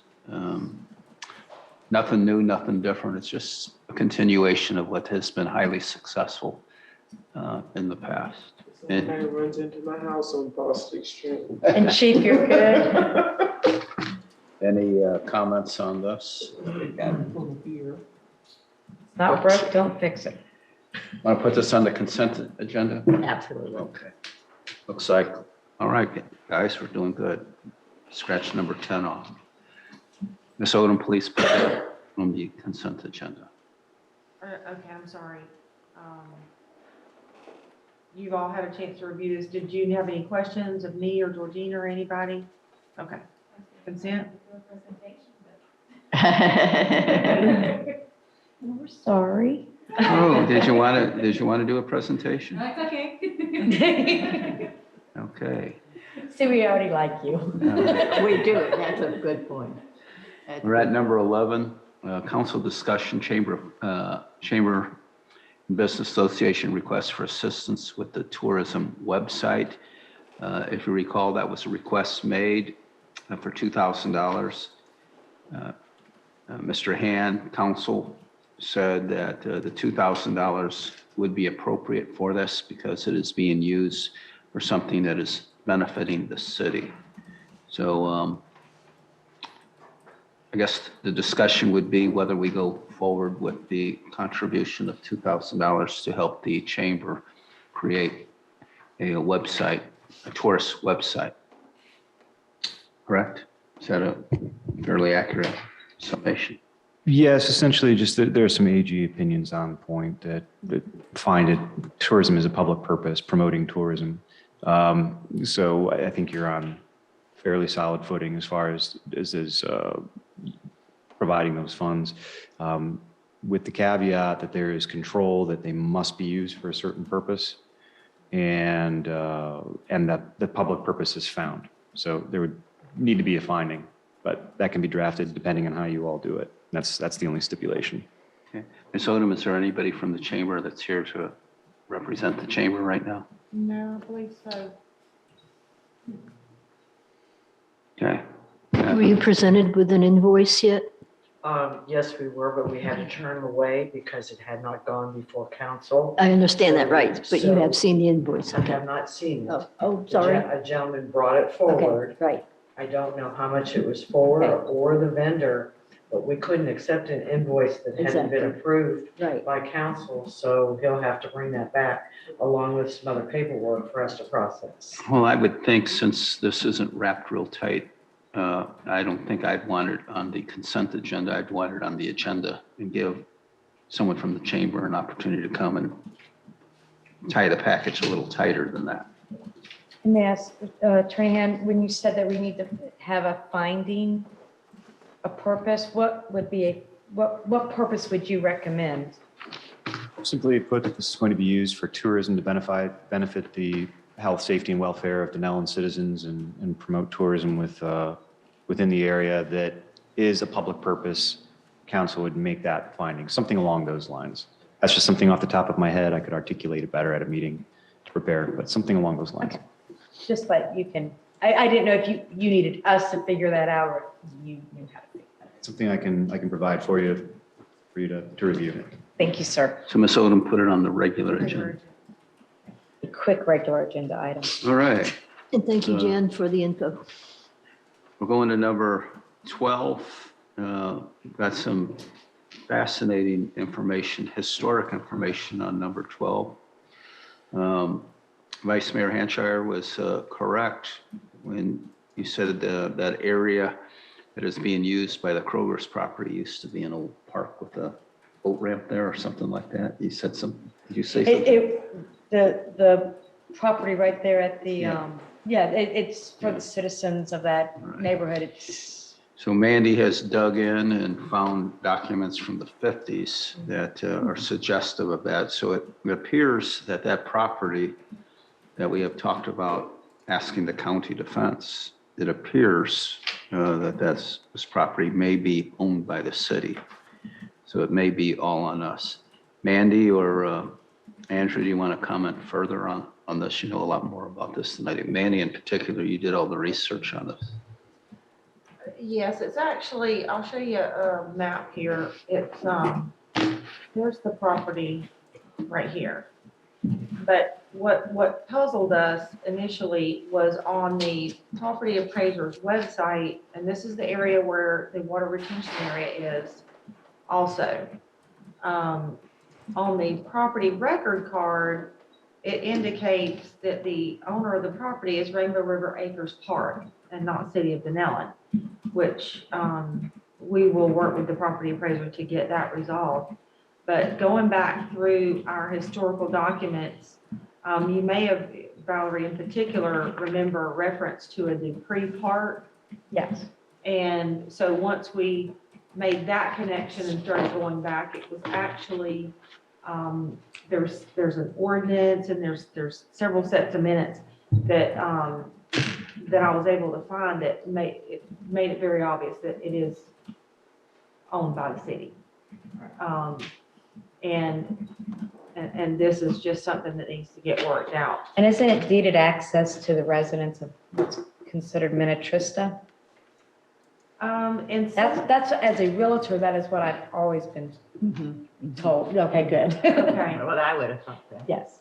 I can't say that for sure, that I saw that exactly Okay. worded that way. But I'd be happy to pull all that stuff together and give you guys copies of what I was able to find. Georgina reached out to our contract planning agency to see with the property designation and with what's there already, if there would be any issue, if we needed to have any change in zoning or land use or anything in order to be able to fence off the area between the road and the river there. And he said there wasn't any, right? He said that as a final opinion, it was considered a water retention zone. So we were able to fence the area. Okay. That's great, because I walked by there one day and the alligator made me cross the street. Right. Not the chicken. So where are we at with this, if indeed the city decided to fence it, which I think that we'd have to talk about that, whether that would be effective or not. What would need to be done before we could fence it if we decided we wanted to do this? There's still some. We would definitely need direction from you, and Troy would have to speak to any technical stuff out there as far as the area, what's needed, how much, and all that. I don't. So chicken becomes for the egg. Do we need that information before we decide, Troy? If council gives me direction, I'll put some effort into finding out exactly what it'll take to get the fence installed across there. I do know it's going to be a challenge because of the construction of the bridge, the base construction of the bridge. But also, I just want to take a second and point out one thing that I think Dupree Park, and I'll help Mandy with some of this research, that a portion of that is still considered to be a public park. And if that's the case, we can't fence in the entire area. And again, like you said, Mr. Mayor, is it going to be effective by putting a fence up there? The fence may stop the people from congregating or walking through that park to get to the river's edge, but it's not going to do anything for the swimmers or the boaters that come up to the bank. So just something to They can do consider. it anyway. So. And, Make a and- bigger fence. and Make a again, bigger my- fence. And again, I think we need to find out if there's not deeded access to that, what is considered Minnetrista. And Mandy shared the documents that she found with me, plus I have some documents from a couple of years ago when this first came up. So give me through the weekend, I'll try to have you a better answer by Monday.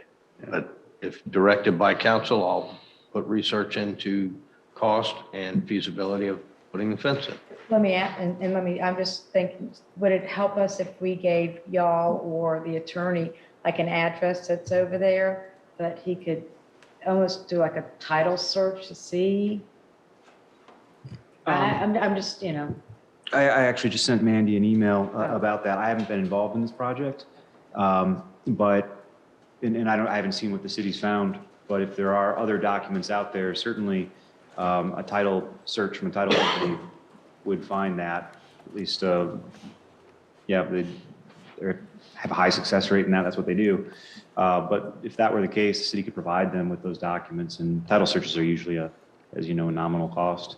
I think somewhere in the range, depending on the search, between $100 and $300. Yeah, $285. And I think it would be worthwhile to do that, just to have a final determination so that there's no question, because I think we've been here before, we've researched this before, and we've never come to a conclusion. It's just always been an assumption.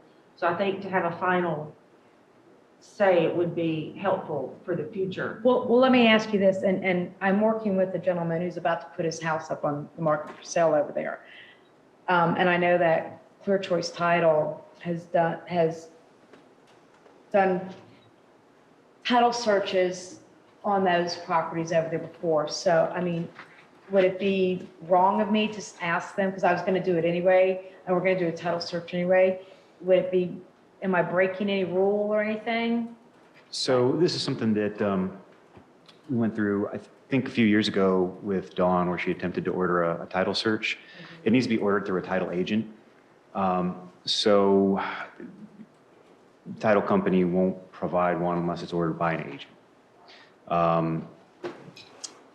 Say that one more time? Title company, it needs to go through an agent. So a title agent needs to make so not anyone can order a title search. It needs to be done by a title agent. But if the title company will do it and order it, that would be okay. If the title company will order it. What's a title agent? I'm sorry, you so confused me. That's someone who underwrites the title insurance. So in other words, so in my office, Fidelity. Cliff is the title agent. So he orders a title agent from, I think we used to deal with Stuart. It's now, I believe it's Republic Title. And so he needs to be the one to order the title search if we're doing it. Now, if there's another attorney or someone who is a title agent that can order it, then you can order it, fine. But just not anyone can order a title search unless they have some sort of affiliation with the title company. What? So with that one, if there is someone who can order it and the city can order from them, then that's totally fine. But if they don't have one, then just need to find an appropriate title agent. Gotcha, thank you. So what are our instructions to staff? Investigate and. Do you want us to go through Andrew's office and do a title search so we can get a final determination on? Well, I think what you said carries a lot of weight. You have a piece of property there that no one really understands fully what it's all about and whatever. In our charter, any city park within the city, it has stipulations that if you try to sell it or do certain things to a standing park, if that is, it takes a citywide referendum. So there's a lot of things that are attached to the city park. So knowing what we own and or who controls it, especially in a key area like that, right where we have a possible bridge and bike trail and everything going right close to that area. I think we should kind of understand that, but it seems like it makes sense. It's a fascinating Sherlock Holmes story anyway. Okay, council, good with, do we need to put that on the agenda or can we just give direction for staff to start on that? I think we could just move on it. Yep, direction is fine. It is again, even if it were a higher end title search, it's still within the discretionary amounts for purchase by staff. All right, super. Are we finished with 12? We'll go to 13. 13 is just basically a very brief discussion of the CRA Advisory Board. I know we used to have one. I've been told from lack of participation, it was phased out, and then through ordinance, it was just totally removed. So to bring it back wouldn't be just saying we're going to start a CRA Advisory Board. We'd have to go through an ordinance again, correct? It was undone by ordinance 2018-06 in 2018. So I think the language in that ordinance, I printed out for the meeting. I didn't read through it in detail. But the language definitely, even if it would need to be tweaked a word or two, it seems definitely sufficient. So it would just be bringing back the exact same language, or at least almost nearly the exact same language that was in place up until 2018, if you wanted to do that. Yeah. So I'm not so interested in the CRA board as much as I just spoke with Jan at length about the CRA and the CRA money, where it comes from and how much money we have coming in per year. And what kind of bothers me a little bit is we have the CRA for 18 more years. And Approximately. Probably. I would want to confirm that for sure, but we do have at least 18. 18 years. So we have an agreement with the county that we're going to get CRA for the next 18 years. And at the current rate between what we derive from our taxes and what the county contributes, it's around $325,000 a year right now. Give or take, yes. So 18 years times 325, it's $5 million that we don't have anybody,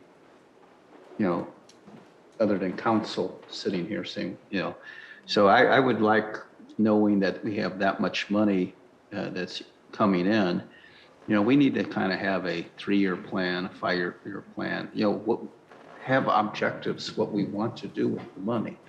I'm finding a lot of times the CRA, although used appropriately, and I want to stress appropriately, we use it appropriately. A lot of times it's used like, well, we need 25,000 more for parking in the CRA. Okay, we can take it from there. So what I would like to see, knowing we have $5 million over 18-year coming, I would like to just see a little bit of a 3-year, 5-year plan, what we'd like to do with that money, May I speak? or whatever.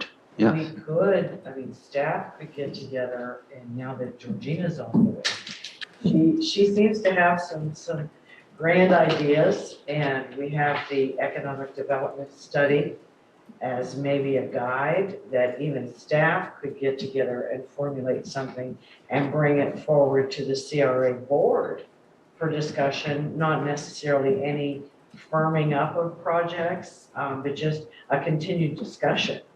If you wanted to start that way, it's an option.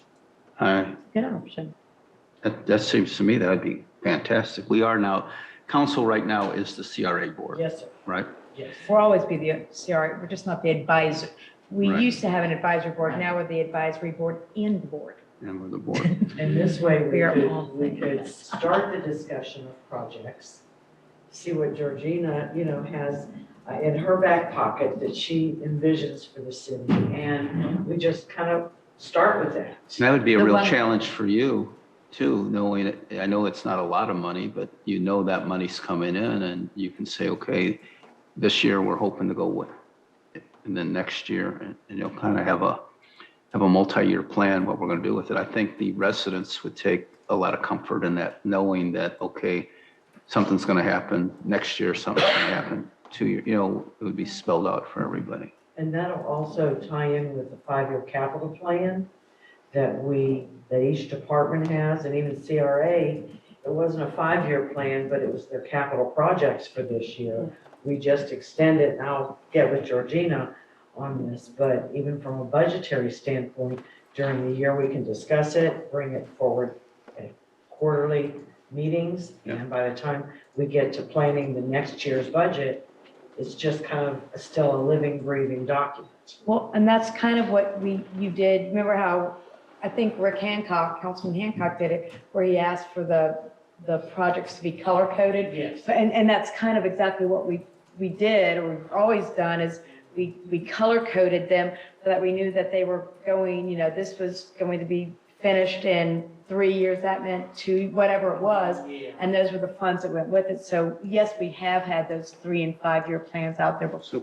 And that was primarily because we had that 3-year spending time limit for projects. Or That's they had right. to be reobligated. But Yeah. this way, it's just a continuous revolving 5-year plan or 3-year plan. And like you said, a lot of our CRA projects are capital projects. So we've already got, again, those, but if you want a more defined out for that, it's easier for you to understand. I think that's a great idea for So Georgina to. Georgiana, this would be something you could really hook into and kind of make it a little bit of, your project. She's already spending this year's money. I saw. Okay, super. Any additional comments on number 13? Okay, we're moving right along. Interesting stuff here now. 14, the US 41 pedestrian crosswalk. I'm just going to make a couple comments on it, and Troy or Chief or whoever wants to run with this one. As we know, there's a crosswalk right now going across 41 that goes into the Blue Gator. The state has determined that the location of that particular crosswalk is dangerous. It's hard to see. It's near the bridge. There's things for you to be distracted. And there's a flashing yellow light. I guess there's been some close calls of people getting hit. So now the state is wanting to move that crosswalk more toward us, like rather than down by the Blue Gator, where it would be almost coming directly center from our parking lot and going where the bait shop, the tattoo shop is, and the fish market right there. The problem was initially with their first plan that there was lack of left turn lanes into those shopping centers, and the business owners raced a ruckus about it. State, very surprisingly, within a couple weeks, modified their plan to try to address the concerns of the business owners. And when they came in and demonstrated their plan again, the business owners pretty much dug their heels in the ground, so they weren't happy with that one either. So what the state may do, I'm not sure. But Troy, I'm just going to turn it over to you. I'm just kind of perplexed with this one, I'll keep it short and sweet on this. Just like the mayor had stated, the first design plan was not accepted well by one of the business complexes across the street there. And we met on site with the state officials, the owner of the complex. That was the first public meeting that they had. They took into consideration everything that was requested by the business owners and the complex owner. And again, like the mayor said, a few weeks later, they came back. The second design seemed, in my opinion, to accommodate every one of their requests. It gave entrance from the north, entrance from the south, exit from the north and south out of the main area in question. It also increased the safety potentials for the Blue Gator, and the southbound traffic had accessibility into Gyro King, if I pronounced that right. So the mayor, myself, the chief, Andy, we all met. We looked at that second concept. And the state came in, gave their presentation, and it was not accepted by some of the business owners. So right now, I haven't heard another word from the state. That could be good, that could be bad. They could be trying to reconsider a new design, or they'll just put up a poster board and say construction begins tomorrow. We don't know. But I'll reach out to the state after I've given them a reasonable amount of time. I'll reach out to them by the first of the week and see if there's any updates that we can expect, or if they've come to conclusion. One option that was out there that they're considering is to make the crosswalk right on the intersection, right where the dinner bell is, where our parking lot is, where our gazebo is, or I think that's the end of River Drive, to make it there. I think the state isn't really excited about that because they're afraid people are going to park here and they're not going to be willing to walk that way across just so they can go back. They're saying, well, it's going to encourage people to jaywalk rather than go. So eventually the state's going to make a decision. They have made it clear to the businesses, although your opinions do count. We're in the business of moving traffic and safety. So they're eventually going to make a decision whether or not the city wants to weigh in and give what we think would be best is basically up to us, you know. Sure, that would sway the state a lot if we would take a position. Right now, we pretty much have sat back and said, okay, what are you guys thinking about doing? So that's just an update. Like Troy says, we're waiting, I guess, to hear back from the state if they're gonna, what they may do, if anything. Correct. Right. And I'll make a note to just reach out to them Monday and see if they're working on anything or if it's just going to be on hold. One thing that I would say to council and everyone, which was kind of humorous, is they have told me that normally when they come into towns and go over their plans, they're not quite received with so much energy. And they said, this is really unusual. Usually we just come in and we just show everybody a couple pictures and this and that, and thank you very much, and we go home. So I said, welcome to Dunnellon politics, right? Really? Yeah. So we'll just kind of see how that one goes. You're up to speed on that. Okay, we go to number 15, council discussion modular buildings. Troy, Chief, and I visited a modular building near the at Oxford Downs, which is a card room down there near Sumter County and Marion County. Learned a whole lot about modular buildings. We've also been in contact with another modular builder to get an idea what the comparisons of that will be. Chief or Troy, do you want to speak in addition to this, Chief? Chief, yeah, come on up, Chief.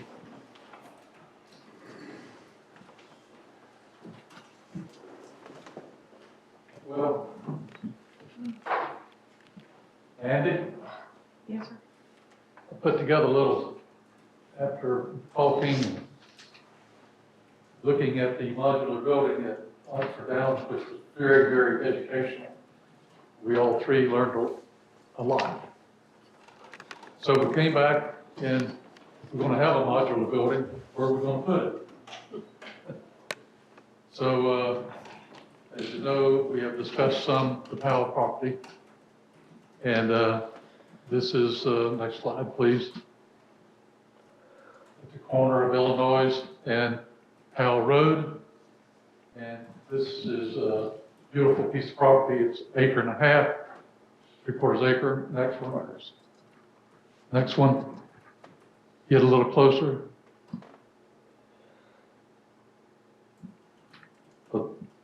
I can't zoom in on Okay, but anyway, Mayor, you can see, if you see the cones in the very center of the picture. Oh, yes, I see that. Yes, sir. That divides to two pieces, two parcels that are for sale. So this would be an ideal Locations. So they're both like about three-quarter acre Both lots? 3/4 of an acre, yes, sir. Next, now we'll go into some of the modular homes that we have, buildings that we have looked at, and some of the prices. I gave this to you at our last meeting. This is Vesta, and they gave us a price of $559,000. However, then you got go back, please. You gotta go back, then there's a delivery charge, and there's a setup charge, and there's some more additional charges. Next slide.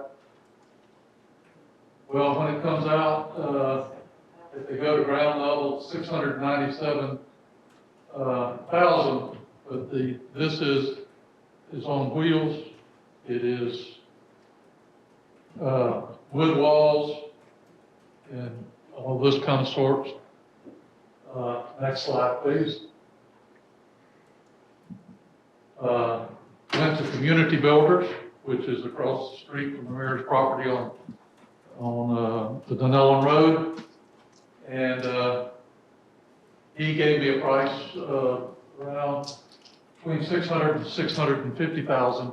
However, this does not have a metal roof, and it does not have engineering or architectural fees. So this would probably raise the price of it quite a bit. And very nice guy. Enjoyed meeting, and he's in our community. Very, very nice guy.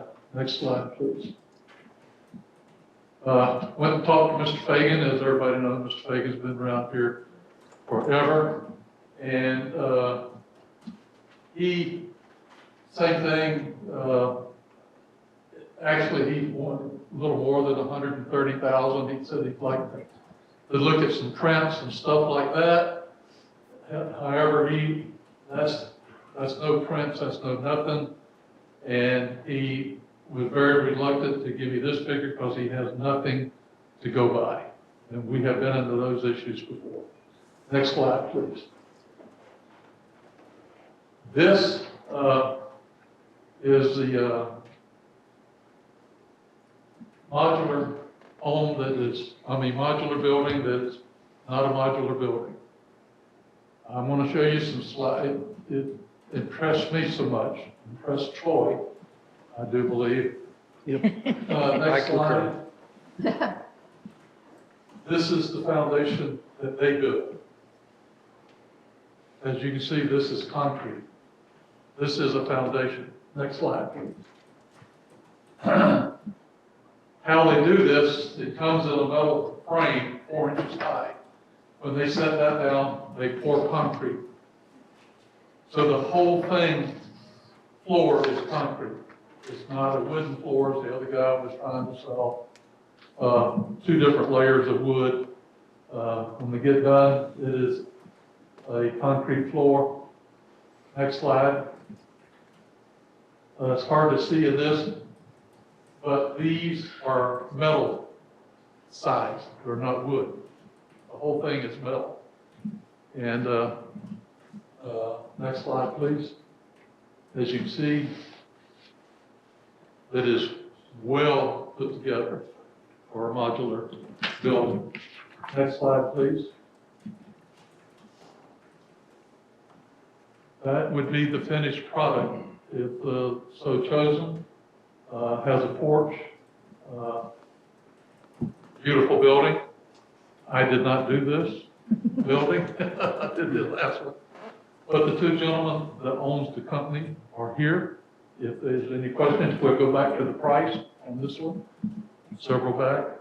755. Yes. Come in this afternoon, and architect, engineering, everything, 755,000, and would be up and running by April. So if there's any questions, the 2 owners of the company came in case there was any questions that we needed to ask them. So, but I do appreciate Councilwoman Covich bringing up the modular because unlike anybody else, I do believe I did not have much faith in the modular.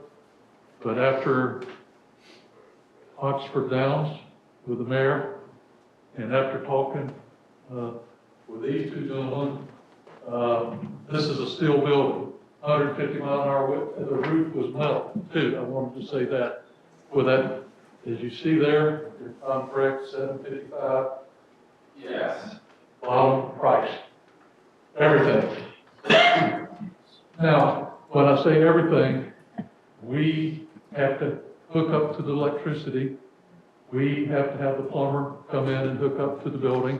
And it's our responsibility to pave the parking lot. We put the sidewalks in, and we would also do what Paving. is required for the landscaping in all this. Yes, ma'am. Sure, go ahead. So we're looking, and that building looks like a building that I would allow. That building looks like something that if you wanted to break into it, you're going to have a really hard time getting Absolutely. through. Absolutely. I will tell you that. So nothing on that. But so we're looking at 755,000, but that does not include the electric hookup inside the building or the water hookup inside the building, correct? It does not include, well, yeah, landscaping is fine, but it does not include the paving of the driveway or parking lot? No. The RDA? And all the other bids I got has nothing to do with. Oh, okay, they don't either, okay. Yes, I'm none just. of them has anything to do with paving or hooking up Okay. electricity. So, and this doesn't Yeah, the include, electrical's already in the building, completed 100%. Yeah, the electrical, this is from the power pole to the building, just like a house. oh, that's normal, okay. That's okay, normal. okay, Same that's thing with no big plumbing. deal. The Oh, plumbing oh. is there. I thought you meant we had to do the No, plumbing. And no. Oh, okay, thank you. Yeah, I was like, No. that was like the other module guy. Okay, that's better, thank you.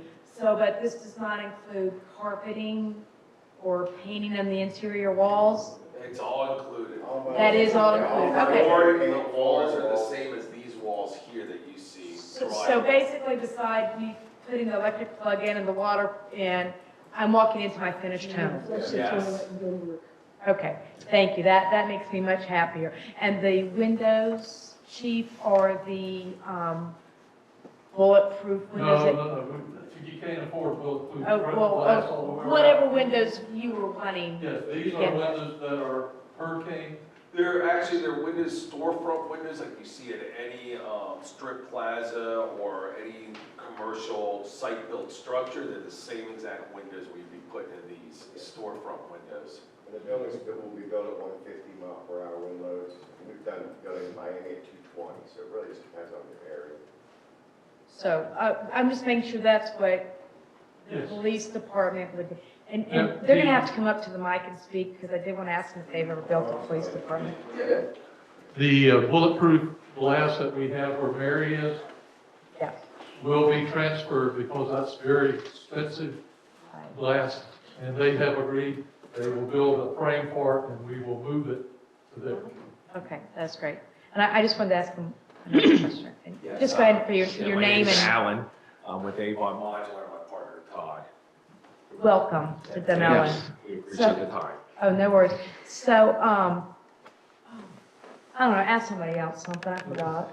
I got questions. Oh, Yeah, thank you, Mandy. that one. That's what I was Have you gonna ever ask. built another police That's what I was gonna department? ask.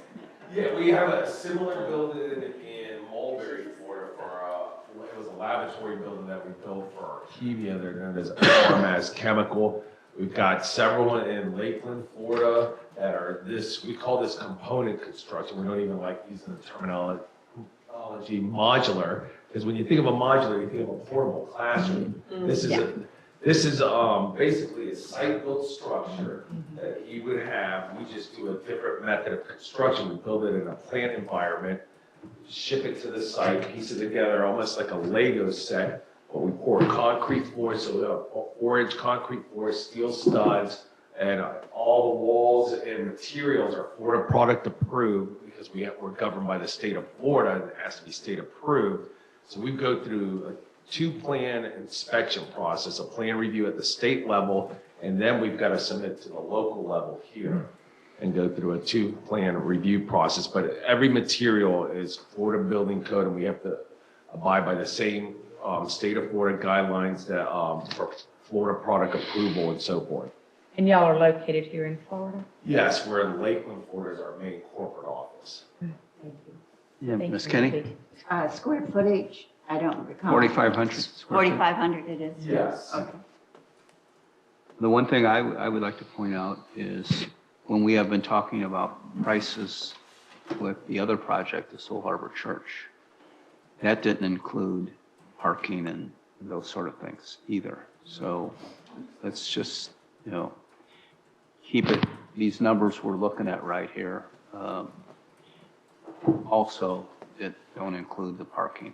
So we realized that was something extra with the Soul Harbor Church. I think the very attractive thing about this is I think if you add the numbers up with the other bids, it looks to me like the numbers are all going to be somewhat in a similar ballpark when you add it all up. But what really makes it, I think, attractive to the city and to Chief is how expedient it can be built and put up. Yes. We all know what's going on in the construction business right now. I've said it to council. I have a new home, not mine, but it's being built about 4 or 5 houses down from me. They've been working on that thing for 1.5 years, and they're not even close to moving into that. I mean, not even close.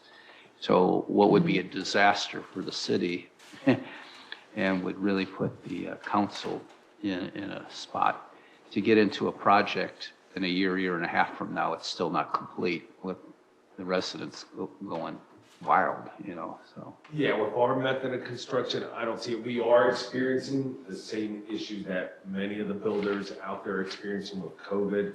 The supply chain of products are much slower. The trend in our industry is starting to get a little bit better, but everyone's experiencing that now. But this method of construction, I can guarantee you, is at least 50 to 60% faster than any site build. All right, here's the question I'm sure everybody'd like to ask. We signed the deal, it's ready to go. From the time your machinery starts showing up on the work site, how long would it take before the building to be completed? In terms of, Approximately. Yeah, we get a line time, and as we were telling Chief, that our line time probably for the building to come offline would probably be in March. Between March to the end of April, we'll put that building together, because when the building arrives on site, it's already 85% completed. All the electricals ran inside the building, all your mechanical ductworks ran inside, all the drywall, walls, and everything's completed. We're putting the buildings together, finishing the exterior and interior trim out, and then any of the additional site work like the roof structure, naturally, because of the transport constraints that we have for shipping, that would have to be site installed. Right. So I guess the appropriate question is, you're actually starting construction in the factory. You're not starting construction at the work site. Right? Yes. Yes, So sir. I guess the better phrased question would be, once we have an agreement, how long would it, basically, because this is a consideration, how much time? How long would it take by the time we have an agreement till a building would be ready to be moved into? If we were to get an agreement, I like preferencing that with, if I got an agreement 2 weeks from now or so, then I'd probably be looking at about a 12-week time frame for the construction, and then getting the building on site, and then finishing it on site for about 2 more months. So a total of 4 to 6 month time period there. So it'd be very fair to say within 6 months. Yes. As far as the pricing, once we have an agreement over that 6 months period, do you guarantee you'll that price, or is there a possibility that price can We change? guarantee the price because a lot of the materials we're buying up front and we're capturing the material cost of fabricating the building during that time. We're waiting, so we guarantee that price. Okay. Any other questions? Yes, Andrew? Just something I'd like to add. Janet asked me to comment on it via email. This is a public construction project for a city building. It will need to go out to bid, and so that will be a process. So even though these prices and the city can discuss preliminary prices and what it might look like, we'd still have to go out in an invitation to bid process to comply with state statutes. All right, so let me ask you a question on that. We put out a bid. Are we locked into the lowest bid? For that particular type of building, I'd have to take a look at that. Typically, the lowest reasonable bid going off For the instance, top of let's my say mind. someone was obviously a better company with better quality and somewhere we prefer, but someone else comes in with a lower bid. I wouldn't want the city to be locked into someone that we don't feel comfortable with. Usually some level of discretion is allowed for that sort of thing in these types of projects. Yeah, if I can make a comment on that, I would think that if we put out a bid, we would use their specifications, and it is a steel building and so on. So we would eliminate frame buildings and the other alternative type of modular that has a wood floor on a steel You'd be transportation. asking for a modular building, Yeah. right? In the invitation to bid. So Chief, for the council to kind of get our arms around the numbers. So we have these figures right here, which I appreciate. I kind of like the what's it going to cost me out the door? So that's the question I want to know. That's what I want to know. Right. So we see the number right there. Now we know on top of that, we still have to purchase the property to go along with that, correct? Property surveys. Building site. So, for council to look at this, we know that property you showed us is primo. Whether we go with one lot or two, and then you have the paving for the parking areas. So you can anticipate. It just looks like to me, no matter how you slice it and dice it, when you do everything we're going to need in order to buy the property, build the building, put the parking in, probably, any way you look at it, it's pushing $1 million. Right? And that was the issue with the Soul Harbor Church building, is with the purchase price and the retrofit we were getting. So what I'm seeing out of this is a consistency of what this is going to cost. And we're motivated to get something done. I think what the ace up the sleeve is the time, how fast it can be done if we want to do that. I think the new construction could be problematic. We can get into something that's going to take a long time. And a retrofit, God only knows what you can get into with that one. This is pretty much, if you have the money and you have the will, it's full steam ahead here, It's just something we'll have to look at. Would you like to add something, sir? Yes, sir. Yes. I just want to clarify, I was a lot more conservative. He's saying 6 months, okay? I promise you, I'll be here and I'll have that building up in 90 days. All right, that's what I do. I go out and do that. As long as, we'll have the building go to the factory. Once you give me approval, put it down your property, I'll guarantee you it'll be done in 90 days. Okay? Wow. I do it all the time. You can call the customers, look at it. Louisiana all the way to Ohio. We build these all the time. Okay. Very good. So council, we're not going to make no decision tonight, but as far as the process of what we want to do, let's at least start getting an idea what we want to investigate, what we want to do.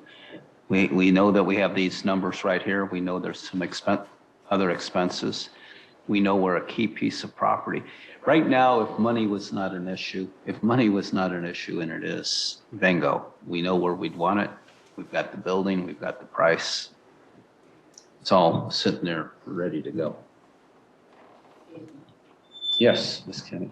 From what I am hearing, this sounds like it would be great in terms of the needs that the police chief has and in the type of construction. But I do not think that we have discussed the location. And in regards to it being in the historic area, I still object to that because it does not protect the district. I would like to see it on the corridor so that a commercial corridor, and we have property available there. And so that is a very deep concern of mine, is I have been over and seen the property. It is a beautiful piece of property, but the problem with putting the police station in the historic area, while the property is beautiful, it does not allow for the future development of that district. We don't know what in the future someone might want to build over there, and there's considerable amount of property that would be suitable for residential property. And I see no reason why the police station could not be, because there is property available on 41. Just saying. Could you lead us to where that may be? Well, I certainly could make an effort to do some research on it, and I'd be happy to do that. And of course, we do own some property ourselves there. Because I know there is some property on 41, and I'm seeing prices for that property of anywhere from $300,000 to $1 million. So I know we presently have a police station that could be demolished. And we own, and we have a building beside it that could be demolished. Neither one of them would be that difficult, even though I've heard of different problems with it, but I don't think that they would be overwhelming. And then we also own property behind those properties. We own the property that the fire station is on. So we would have a consortium of property that would be public and would be something that I think would be doable. But regardless of what we do, the location to me is extremely important. You've been very consistent with that. Thank you. Building something in the historic section is something that you're not keen on. If this was not in the historic section, the property, then you'd be more amenable to it. I would be, absolutely. Okay. Understood. Any other comments? Can we put this on the agenda, further discussion on Monday's Yeah, it needs meeting? to be. Well, Rather than continue well, here? really and truly, we're not voting on anything. Exactly. So Just it does, discussing. it's not a Monday agenda item, it would be a workshop item. Okay. Not, so it wouldn't happen until November. No offense, but it's just something, that's why workshops are for discussing, meetings are for voting. Then I would like to make comment then. To answer Louise, the property where the current police station is the parking lot is shared with the fire rescue. They get a certain part, half of that parking lot for theirs. And that's, what is that, half an acre, chief? The whole, where you are now. It's not even half an acre, and the building literally is on the sidewalk. There's just not enough room to build there, that kind of building that the police department needs at this time. The acreage is 0.29. All you have to do to find the acreage, what we possibly could do, Okay. is to look at the property appraisers. Okay, I've done my homework on that. And let me just briefly tell you, the one property that, there's three properties for sale on 41 right now. I'm sorry, there's only two. They took one off the market. The one that's closest to CVS is now off the market. I personally called the realtor, and they said the owner has decided they want to, I might as well put it out there, they want to build a car wash there, and the owner of that property is going to operate. That's off the market. That leaves two more properties. The other one is where the old sawmill is. It is as low as a sinkhole. Okay, and not quite appropriate. The other one that might be appropriate is 0.94 acres. They want 298,000 for it right now compared to what, 148? 140 for those lots? If you ask me, it's a no-brainer. Sorry. Well, let me say something else. If you were to buy the Gary's carpet and you were to take down the police station right beside it that we presently have, because we know that that's not something that we want to keep for sure, you will have over an acre. And where would the police station go in the interim while that's being done? And according to what Troy has told me, there's hazardous materials. It would cost us a ton of money to get that stuff out of there. I've expressed my feelings. All right, Let let me just add this.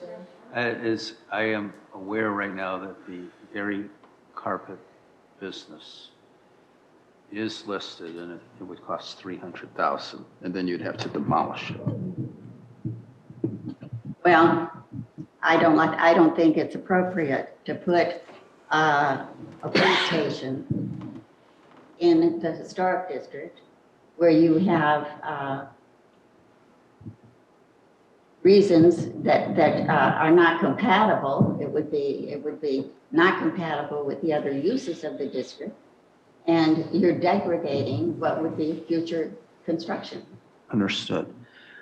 So, Council and Mandy, this is what the dilemma is. If we don't address this again until the following workshop, we're sitting on this for another 30 days. I have the answer. Well, start talking. You're gonna I can't hate believe me. I can't believe I've actually said it. No. I don't know what you're gonna say. I'll just go ahead and tell y'all, you're missing the elephant in the room. And gentlemen, please, this is a nothing against you, your buildings. I am thrilled by what you showed us. I think that is amazing. So please understand that. That is nothing to do with y'all. But I'm just going to go ahead and put this out there. We have a building right now that has the proper zoning, regardless if you think you voted wrong for it or not. We have the funding, $365,000 that we can direct Troy to tomorrow, okay, on Monday, because he's not going to be here tomorrow, to start getting bids, which we've already gotten, we could go out for bid to retrofit the Souls Harbor Church. No offense, Pastor, I know you need one, but trust me, we can get you a new building. We can be in that building, I am going to tell you, no later than April, May the latest. It's done, it's over with, it's bought, we don't have to go through, we'll just have to get bids for doing the work on there. We already have the plans, we have the engineer for $10,000. We're gonna be coming under that $1 million budget, over and done with. We don't have to get surveys, we don't have to make, if we were to go with Powell Road, and please, God, I'd love for them to sell it, we're gonna have to go through zoning, we're gonna have to go through zoning and planning to change the zoning on it. I've already talked to Teresa about this. We're gonna have to get it surveyed. I'm just telling y'all, it's over, it's done. We have beaten this cow until there is no more hide on it. Right now, we are sitting here talking, we can't figure out which piece of property we want to go to. I know a piece of property that's gorgeous that somebody would sell to us for $600,000, and then we could give them the other building. And we've done it, it's over. Let's get these gentlemen into a building that they can be proud of. I personally walked around, I knocked on the doors of the neighbors. They would be thrilled to have the police department. Those were the answers to them. The Presbyterian Church, they have no qualms with hearing a siren, because we hear the sirens going off when we're at church, when the fire station goes off. There's the elephant in the room. We've got it, let's move on it on Monday. And I'll find you a new building. I'd like to respond to that just very briefly, and it involves financing this police station. If we go back to USDA, Rural Community Assistance Program, and ask for, say, $450,000 for a retrofit, I don't think they're going to buy into it. They're not into retrofitting buildings. They're into producing new buildings that they know are going to last for 70, 50, 60 years to service the community. So it's all about getting grant money too. And I think a new building would be a great asset rather than filling out a grant forms for That'll be another retrofit. year to go get a funding, though. That'll take a year to get fun. But I agree with you. I'm not saying, but it would take a year for us to go through the permit process. Dan? It's hard to say. I have just heard that the feds are reluctant to let go of money. So a USDA grant might take a minimum of a year, maybe a little longer. We waited 2 years for police cars. So that's a real unknown how long it would take. They have made the requirements a lot more strict. Because we're trying to go for vehicles and they're requiring credit reviews from a lender. Luckily, I have a contact and hopefully we'll get one so we can move forward with getting vehicles. So when it comes to a grant for a building, it would be the same rigid requirements and the same time frame you're looking at. Vehicles could take a year or two. Don't know. It's when the federal government releases the money, then USD, our local USDA will absolutely, give it to us because we'll get pre-approved. So that's just an unknown. As far as a loan, that's a whole nother discussion. We have the money, we can. Okay, you asked me, I told you. Well, I appreciate that. It's, getting a little bit back into our previous positions. So this council came on board with 3 new members. And for 5 or 6 months, we went back and forth, trying to figure out what to do with the Soul Harbor Church. And over that 5 or 6 months, we all heard it, we were getting prices that were bouncing around from $300,000-$400,000 up to $1.2 million and whatever, along with $59,000 for architectural fees and this and that. This council sat here, the 3 members that were elected campaigned against the Soul Harbor Church concept, and we were elected. But rather than immediately pouncing on that, since it was already purchased, we said, let's see if we can figure it out. We had 5 or 6 months to figure it out. We didn't. But we So- lowered the price of renovation. So your What you campaigned on. your recommendations for solution were never forthcoming in that 5 or 6 months that we were chewing on this. I did make recommendations. I'm going to take offense to that. I got an engineer in here that, yes, we had one that said 59,000. I got one in here that says 10,000. I got a contractor that came and spoke with Chief, and they gave us a quote of how much it would be to retrofit that building. I have given options for that building, and I have proven that it was not going to take $1.2 million to retrofit that building. That was misinformation that was sent out. So I'm not going to go into that, but I'm just telling you, we have the project, we have it done. We can start on it on Monday, and we can be in there. The way we all work together, it'll take us another 6 months to get a piece of property together, a conceptual idea together, and we have it. It's over, it's done with. We can pop and do what we should be doing. But gentlemen, thank y'all. Sorry you got in the middle of the. No, that's fine. So the only thing I can figure is if we do nothing, we're not going to do nothing for the next month. It we almost need to call another workshop to do this, to iron this out. Otherwise, chief, if we leave it as it is, nothing can possibly happen until, Well, I know, but I think we need to let the Powells go ahead and put that property on the market. Then it's not fair to them not put it on the market. I mean, no disrespect to the council, but we have and I'll quote you, we have beat this dang dog to death. Yes, sir. well, I'm excited about the Powell property and I'm excited about this. So I'm not saying I'm not either, but. to me, it just comes down to the money and if we can do it.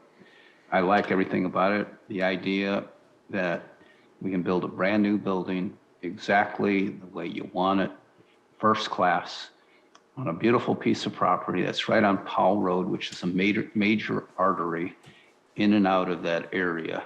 Quick access to 41. It's on the edge of the historic section.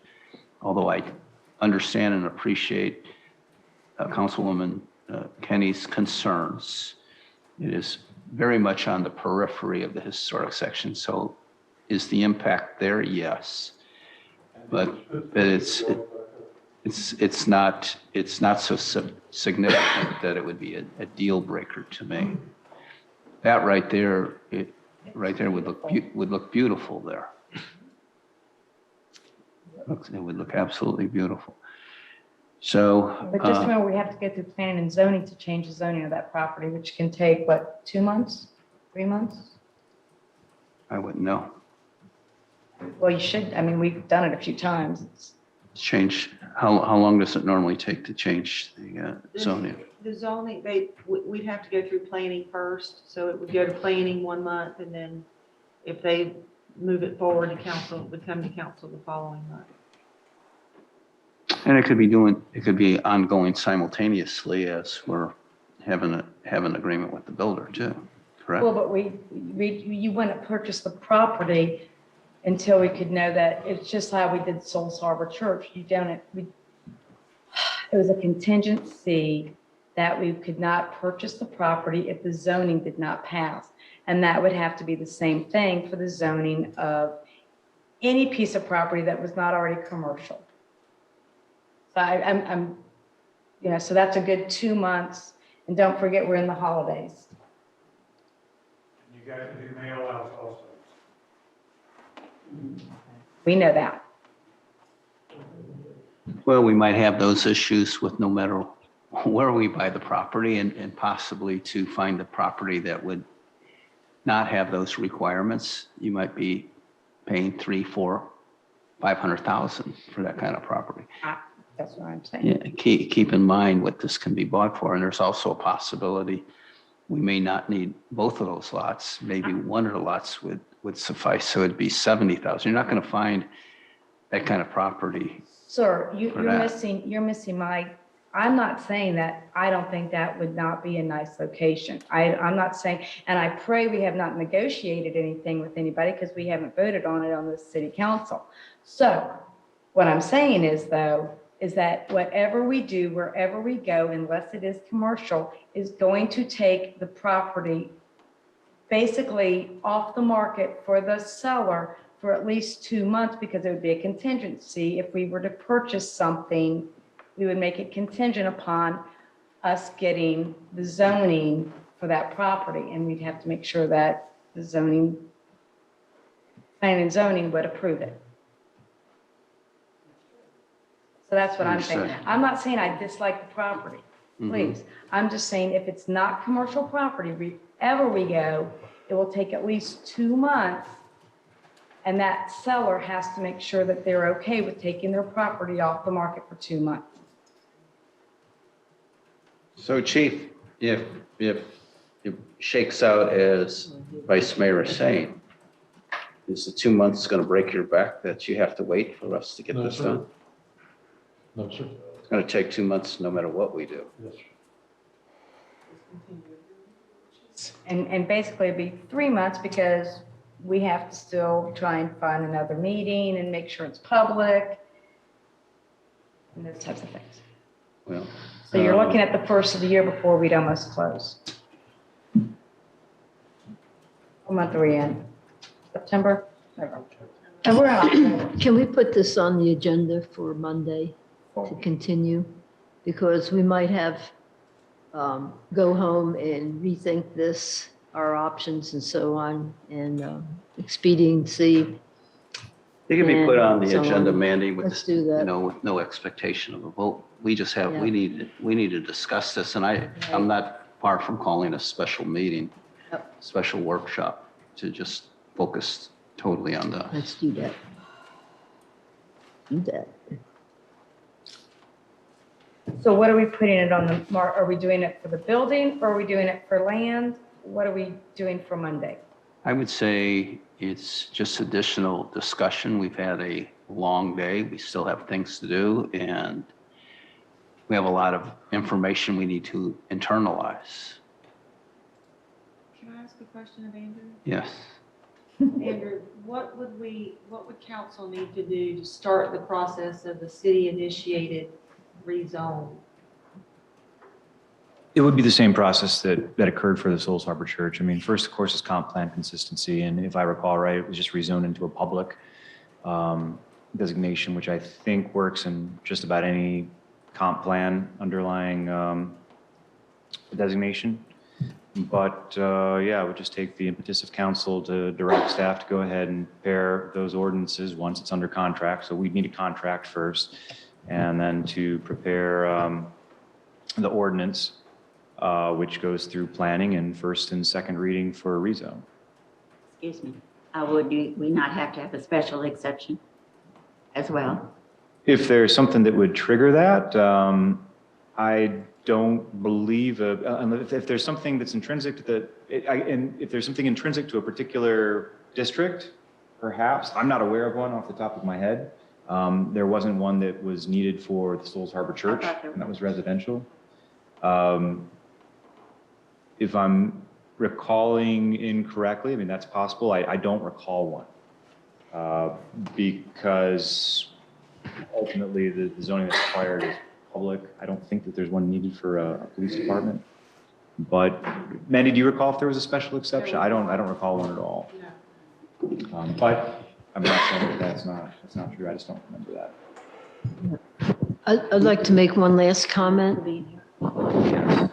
Mayor White? Yes. Because I'm liaison to the Historic Preservation Board here. I do know. Wait, stop talking. You're not hearing what you're saying on the other end. I didn't hear that. I do have gotten some feedback from the Historic Preservation Board members about the location. First of all, the Souls Harbor Church, they are not for having that police station there at that site. And when I brought up at the meeting about the second site, they said, yeah, that looks pretty good. So I think it's important we have those people invited to that meeting and let them express it in their own words, rather than me parroting what was said kind of off the cuff. So Manny, one or two things. We either put this on the agenda for Monday, or let's pick a date for a special workshop to deal with this. So let's put it on the agenda, and then we'll decide from the agenda what we may or may not want to do, okay? We're in no position to go any further with this. Gentlemen, thank you so much for coming, and we are still very excited about this. We just have to work out how to go about it. Troy, do me a favor. Yes, You ma'am. pass these out, and I'll pass this on. I think there's enough for everybody that's All right, we're on number 16 right now, if you're following the agenda. Presentation, Park and Charge Initiative, Councilwoman Cubbage and Troy Slattery, Public Works Manager. Okay.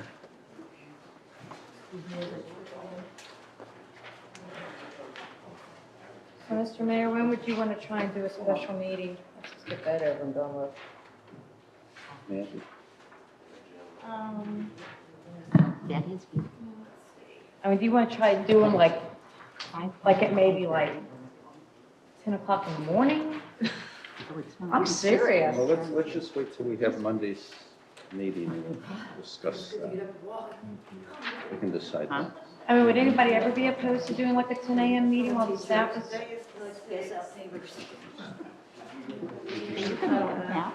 My baby. Sir, excuse me. I don't know why I called you baby. What's the point of having, what's the point of future? Baby, What's the point of having bubbles? You want to take a 5 minutes break? I really do. Can we? Just 2 seconds? Okay, we're going to take a 5-minute break and then we'll come back.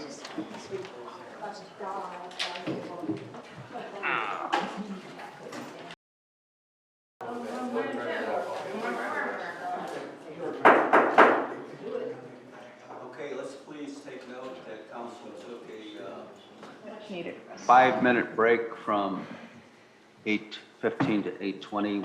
We're back in action. Hang in there, council. We knew this was going to be a long one, and it is, but we're getting there. All right, we're at number 16 right now, a presentation with Councilman Covich and Troy on Park and Charge Initiative. I'm really not sure what this is all about, so let's have it. We can all put on a happy face for this one because there's nothing like free stuff. I caught sight of this grant offered in 2018, and I thought we were too late to go after it. And then I caught something on the internet about a week and a half or 2 weeks ago that this grant offering was still open until December of this year. And what we know about what's going on in America is that there's definitely a fast moving how shall I say it? A movement going from gas powered, diesel powered vehicles to electric. The first Prius I saw here in Dunnellon was owned by our former mayor, John Taylor. And I saw it and I said, man, I want one of those someday. Well, now they're going to all electric vehicles. So you're paying attention to the news. Just last week, Ford Motor Company is building an $11 million plant in Tennessee to build Ford F-150s all electric. And they're going to employ 11,000 people to do it because they have to build a factory in Tennessee to make the batteries. So it is coming, and it is coming fast. Now, electric vehicle will only take you a certain amount of miles before you got to plug it in and recharge your deep cell batteries. Duke Energy is in the electric business, and they are very much interested in promoting electrical vehicle, they're called EVs, charging stations in Florida. So they put out $8 million in grant money for, as an offering to communities to literally, Duke Energy will work with the state of Florida, and the state of Florida agency is the, hold on 1 second, right here. The Florida agency that is working with Duke Energy is called Florida Public Service Commission. And Florida legislature already approved the $8 million back in 2018, in the fall of 2018 rather, to get this program. It's titled Park and Plug Pilot Program, working with Duke Energy as the initiator of this program. They wanted to put up to 530 electric vehicle or EV charging stations in Florida. And the only thing that communities and cities had to do was apply for the grant. And what you get in return is the charging stations, the installation, and service on them for free. Okay, so what does that do for Dunnellon? People that are traveling east and west between the West Coast and the East Coast, we know a lot of them are coming our way, or somewhere near us. They have an app on their phone. They click on it, and there's these little dots all over the map in the region that they are searching for a place to plug in, have lunch, maybe do some shopping, because your minimum charge time, minimum is 20 minutes. And that's on a slow charge. There's two kinds of chargers, slower chargers and superchargers. Plug into a supercharger and your deep cell battery is empty. You can get out of town in 20 minutes, but most people are gonna have to be sticking around town for an hour, hour and a half. What does that do? It gets people walking around, shopping and eating and so on. So very quickly, communities here in Florida jumped on this offering. And I got an article out of the Citrus Chronicle, dated December 7th, 2020. Right now, Crystal River has 4 charging station sites on their city public property for a total of 12 charging stations.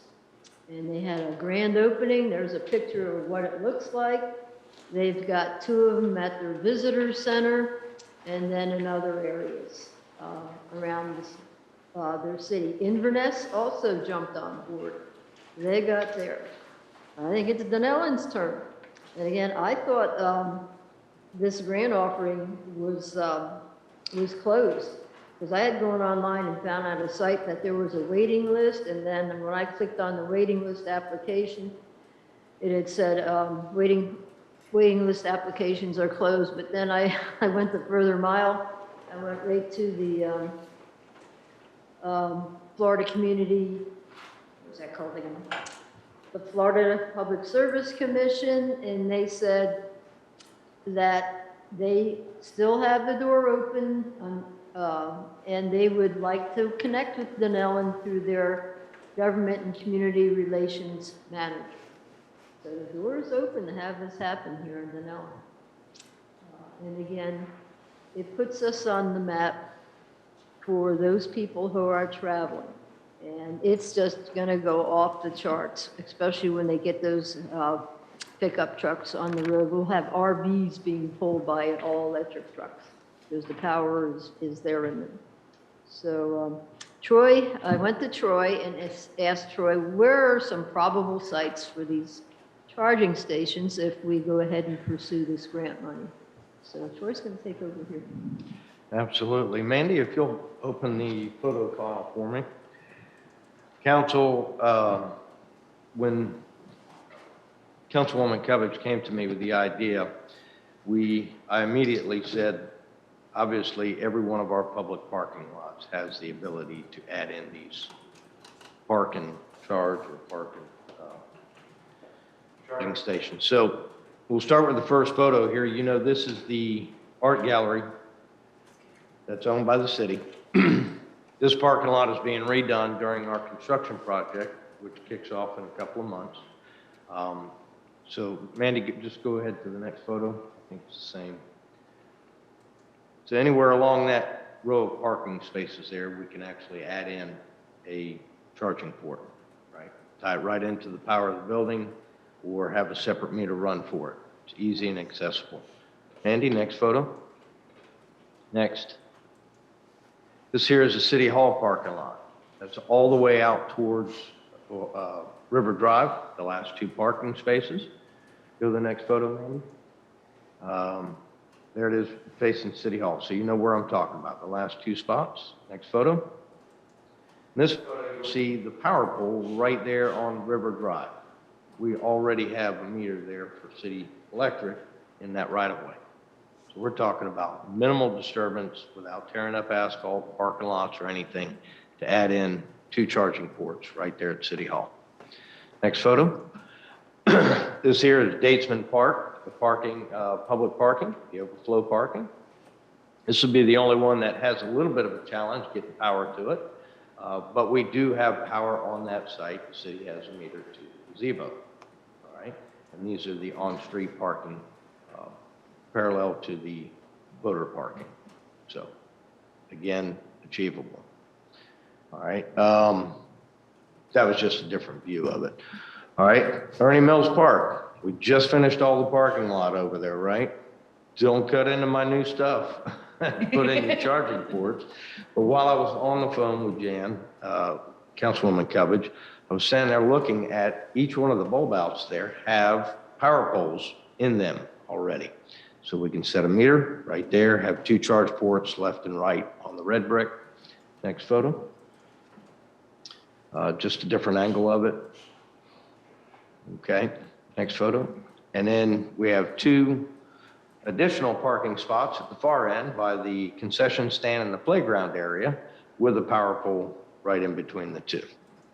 So if we get a grant, if we can qualify for this grant, we have 3, 4 locations. We could put in 6 to 8 charging ports here in the city.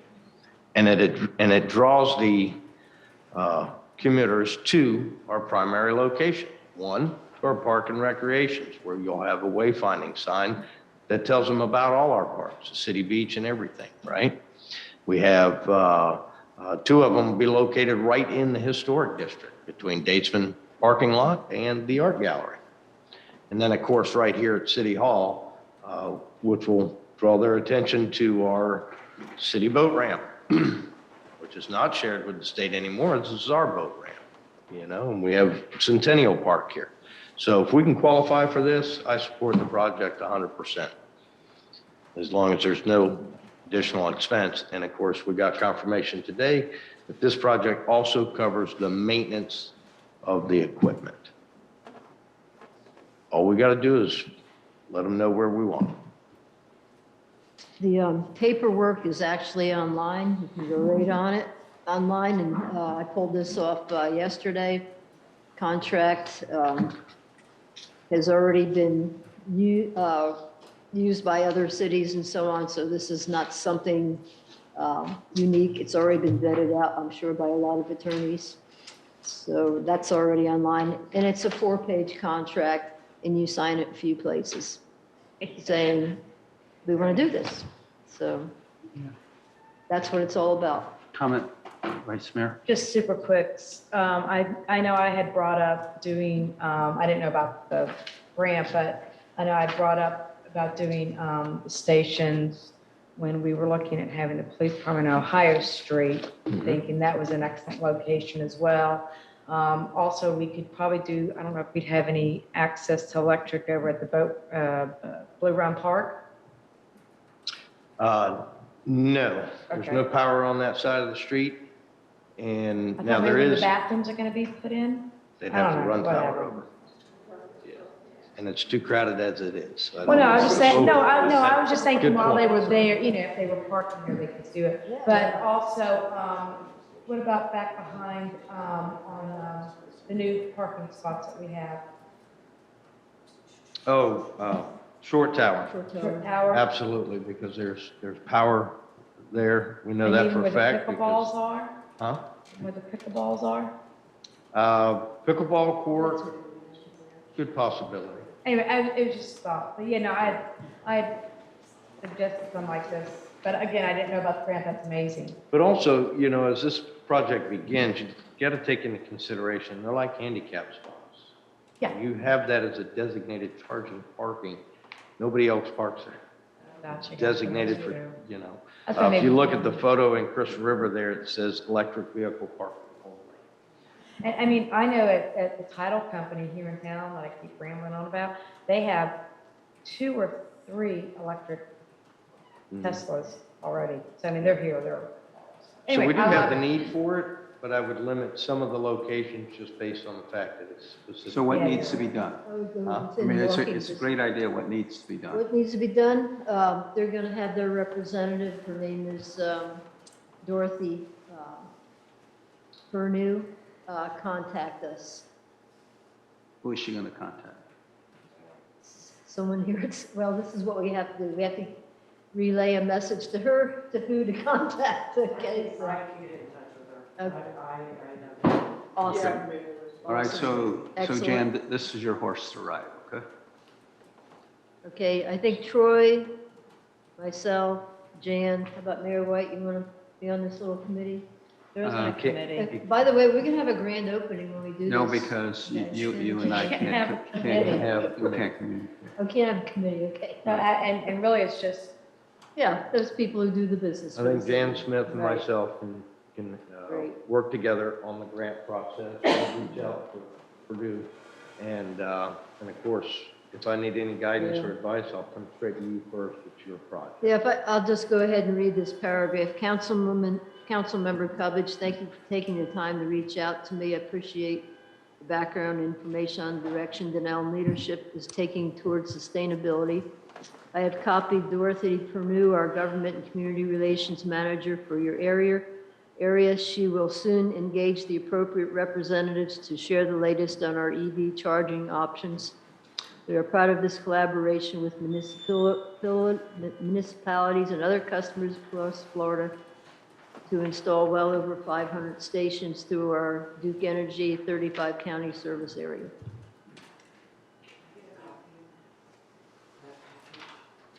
Is there anything else council needs to do with this? You wanna I make a can copy? get a consensus to have staff look into it. Direct staff. Okay, do we have a consensus? Have staff look into this? Sure, Janice. Okay, it's unanimous. That's all you're doing Consensus. now. Next. Okay, no. Yes. Anybody grab a blue item, another, the watch one? Park here. Where's my car? The alarm's going on. I checked around, it looks fine, but. Wow. And you better come back. Or if you come back, when you come back, bring pizza. Okay, we're done with 16 and then we'll, want to wait till she's. No. Yeah. Okay, we're on 17 right now. Just a recap at our last meeting by a 4-to-1 vote, council voted to put the Soul Harbor Church on the market hold. The discussion of possibly keeping one of the lots was rejected. So council has voted to put it on the market hold. So Mandy, who gets a description of? I'm going to let Georgina handle this. Georgiana? Okay, all right, here you go. right. Speak of it finally. There we go. Pull that mic close to you so we can hear you. Sure. This is just to basically do the first step, that it's adopting the resolution 2021-17, and to authorize our staff to go ahead and advertise. And if you do that, we can advertise by tomorrow, by Monday, actually, when you get the consent.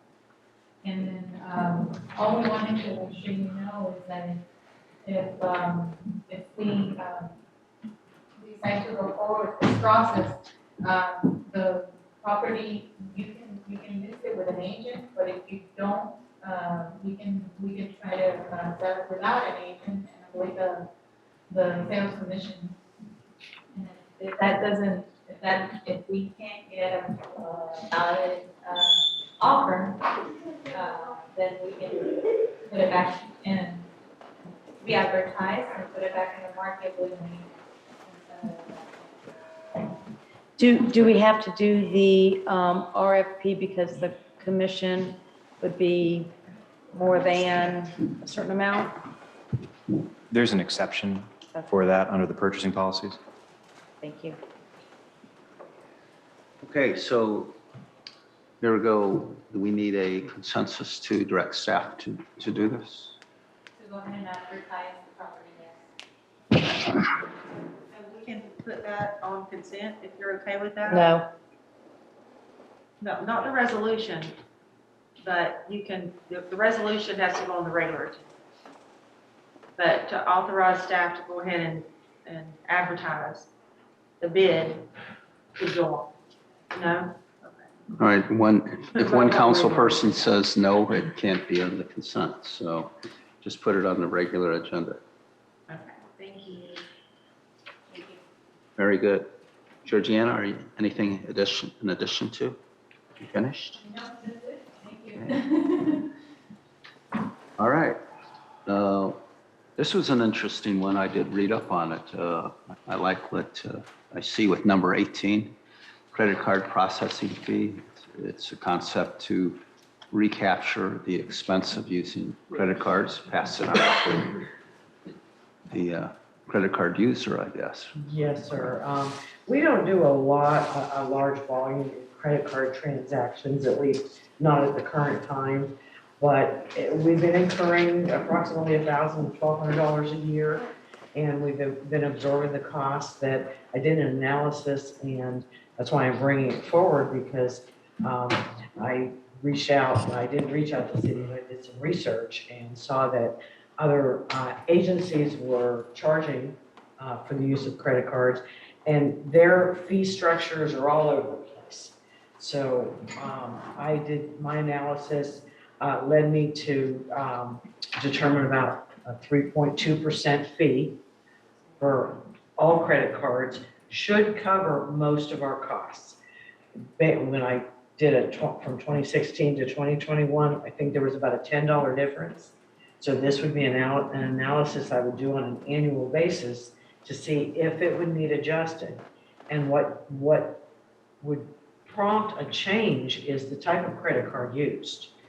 Every credit card, depending on the rewards, whether it's a corporate card, a personal card, all the credit card issuers charge differently for the cards.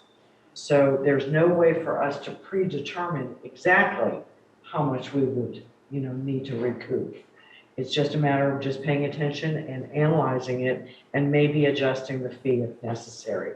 But currently, I think 3.2% would get us very close. Because we don't want to make a profit. The credit card companies are totally against that. So we don't want to be in violation of anything. So as long as we're showing it's just recovering our costs, because we pay a monthly bill to a credit card, a third-party processor. Right. So for clarity, Jan, if someone came to pay a $100 bill with their credit card, we would charge them $103.20. Yes, sir. I got it.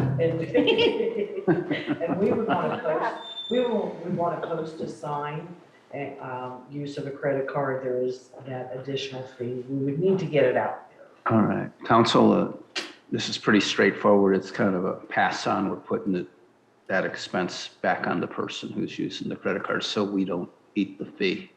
You do it when you go to the DMV, Absolutely. and that's 3.5, isn't it? That I'm not sure. I could say But, we don't want to make a profit, and I went to 3.3, and we were making a profit at 3.3. So we're better off to absorb a little bit of the expense than to make a profit. Is there any I'd love to make a profit. We just can't. Any discussion on this? It's pretty straightforward. No.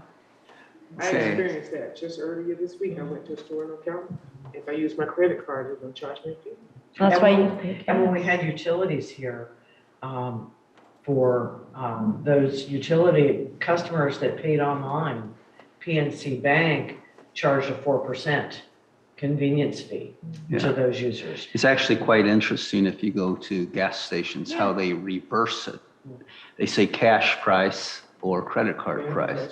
So in other words, they're making you think that if you buy it with cash, it's cheaper, but what they're really doing is they're adding it on if you use credit card. So, it's just psychologically, you don't realize that you're actually paying their fee. And certain cards are very expensive to process. Right. We don't accept American Express because the difference in what it costs to process an Amex card is. So Maddie, I think we can put this on the consent agenda. We don't need to put anything on consent. We'll come back with a fee resolution for you to consider next month. Super good. Who came up with this idea? This was clever. You did? She knows how to make those pennies squeak. All right, very good. It wasn't all my idea. Doing research and in a finance officer chat room, I can't take all the credit. I take credit. You crazy girl, you. Okay, we're moving along. I think we've gotten through some of the weeds, meaning some of the tougher subjects. 19, road grading, Dunnellon Heights. Troy, there you go, Dunnellon Heights. Very short and sweet. Same company that we've used for the last 3 years, Rock and Roll Paving. It's the only company that gave me a quote for doing the road grading at Dunnellon Heights. This particular time, it's about $1,000 more than normal, but we're also bringing in extra loads of lime rock and having to spend more time out there as a result of our crazy rainy season that we had this year. So this will be the first road grading of the year. Total is $7,130, and it is in this budget. We are budgeted for it. So I'm just asking council for the approval to give the go-ahead, get Dunnellon Heights graded. You need a consensus for this? You can go on consent. No? How many roads will it cover? 4.5, 4.5 square, linear miles of roadway. That's 4.5 miles. Yeah. It's a total of 8 roads out there. So the baseball road, all the 4 main roads that go in, and then the crossroads, San That's all Mateo, of them. San Pedro. All of them except for the power line roads. We don't, so it's actually about 4 miles of roadway that we do.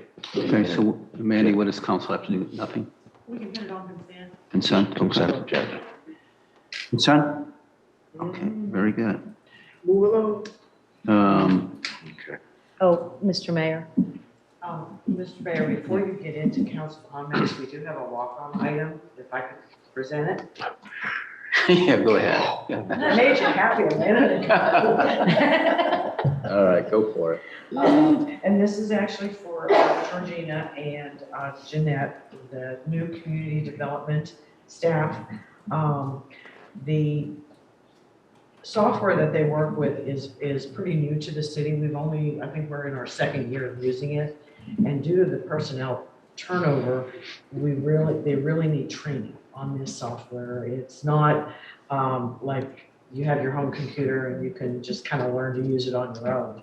So what we're asking council for is authorization to reserve training hours that will cost the city $6,520 hours, $20 for 40 hours of training. Now, 40 hours may not be needed, but it's possible it will. So we'd like to reserve it. Of course, we don't pay until we actually receive the training.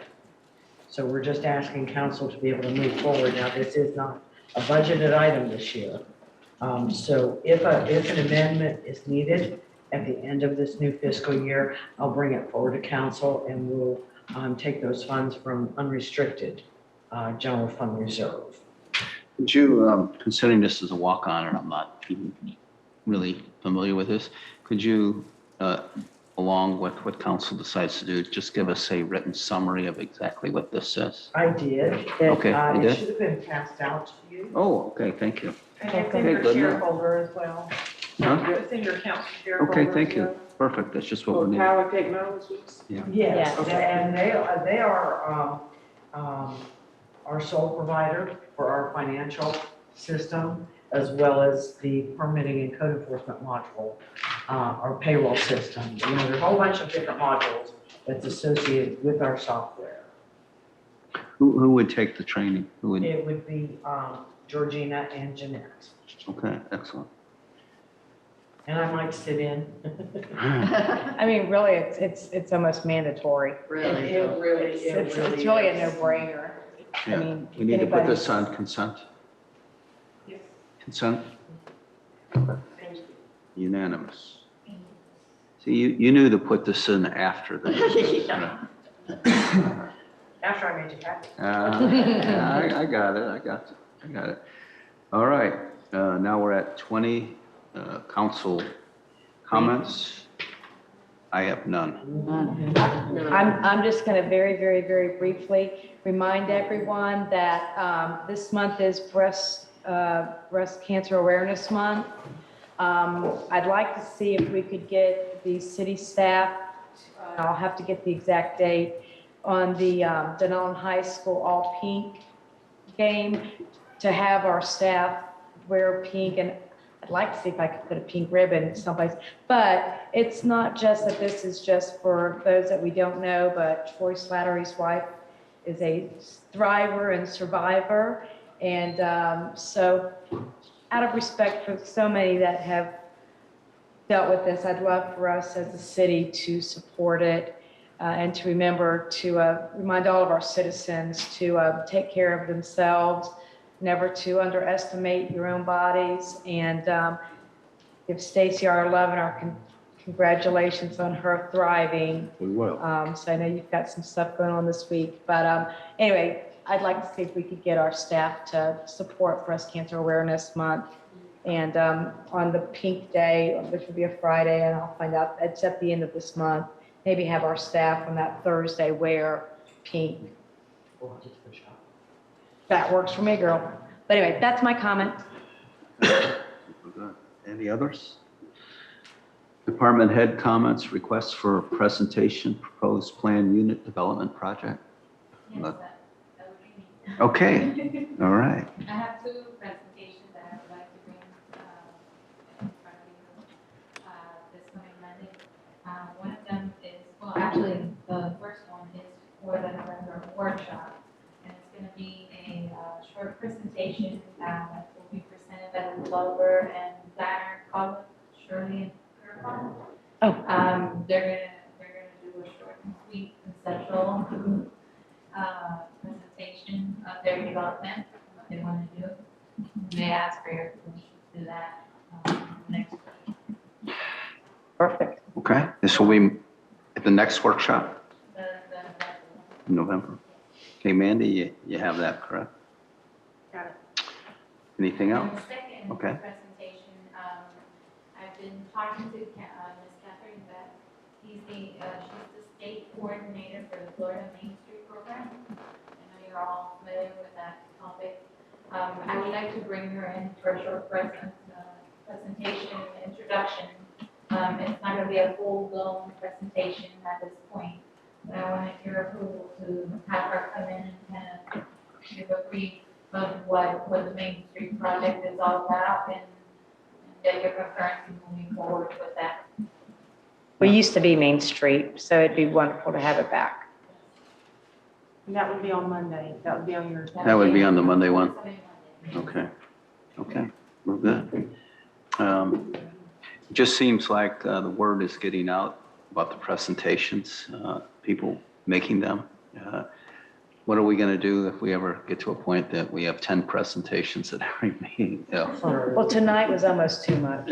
You know, we might have to talk about. Resolution to put a limit on. Yeah, you know, because the word is getting out and it's a good thing. City attorney comments? Oh, wait. I hope everybody has a good night. Department head comments. Oh, I thought we already. Hold up a minute. I thought we already. I will keep this short and sweet. Don't pass me up just yet. Real quick, Riverview. You know, I'm dealing with the busted storm drain pipe on Riverview. The contractor will be there tomorrow to replace that pipe and reset the lime rock for the access on the road behind the bingo hall. The original estimate was just shy of $5,000, the actual new cost, because we had to ship the material up from Orlando and get it in. The final project cost should be at $5,130. So work is being done tomorrow. I know I have to have council's approval on anything over 5,000, so I'm asking that council puts this on your agenda for Monday to discuss or to approve the expenditures on that road repair. Give you consent? This can be consent. Okay. All right. And then I'll save most of my other updates till Monday. But one thing that we got today was the schedule for going out to bid for the Ohio Street and Cedar Street project. Okay.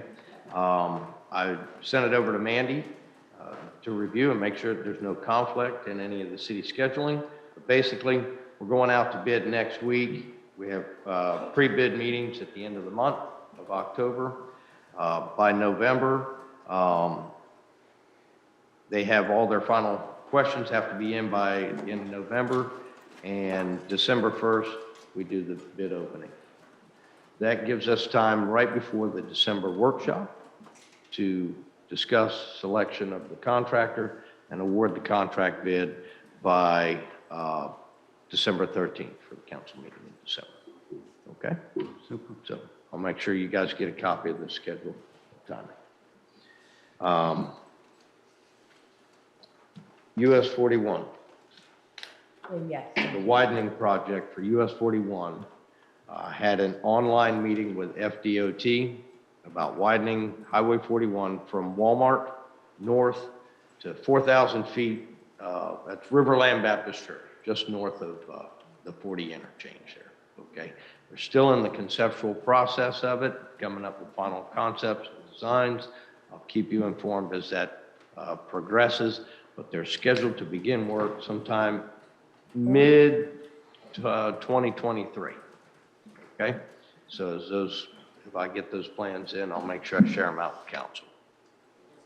And I think that's it for tonight. I will let you guys move forward. And that's another suggestion when they're widening the road. That's another suggestion what's getting ready to happen around. You can see it. Andrew, before we leave, I just want to thank council. I think if you go through the agendas, you'll be amazed how much we got done tonight.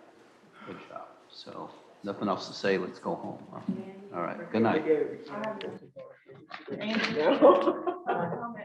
Oh, public comment? Public comment. Okay. Is there a public comment? Is anybody out there?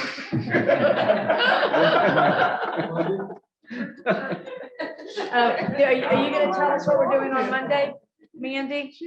Mandy, do you need to tell us what we're doing Monday? No, I mean, I can if you want. No, I don't want you to. No, I asked you don't have to.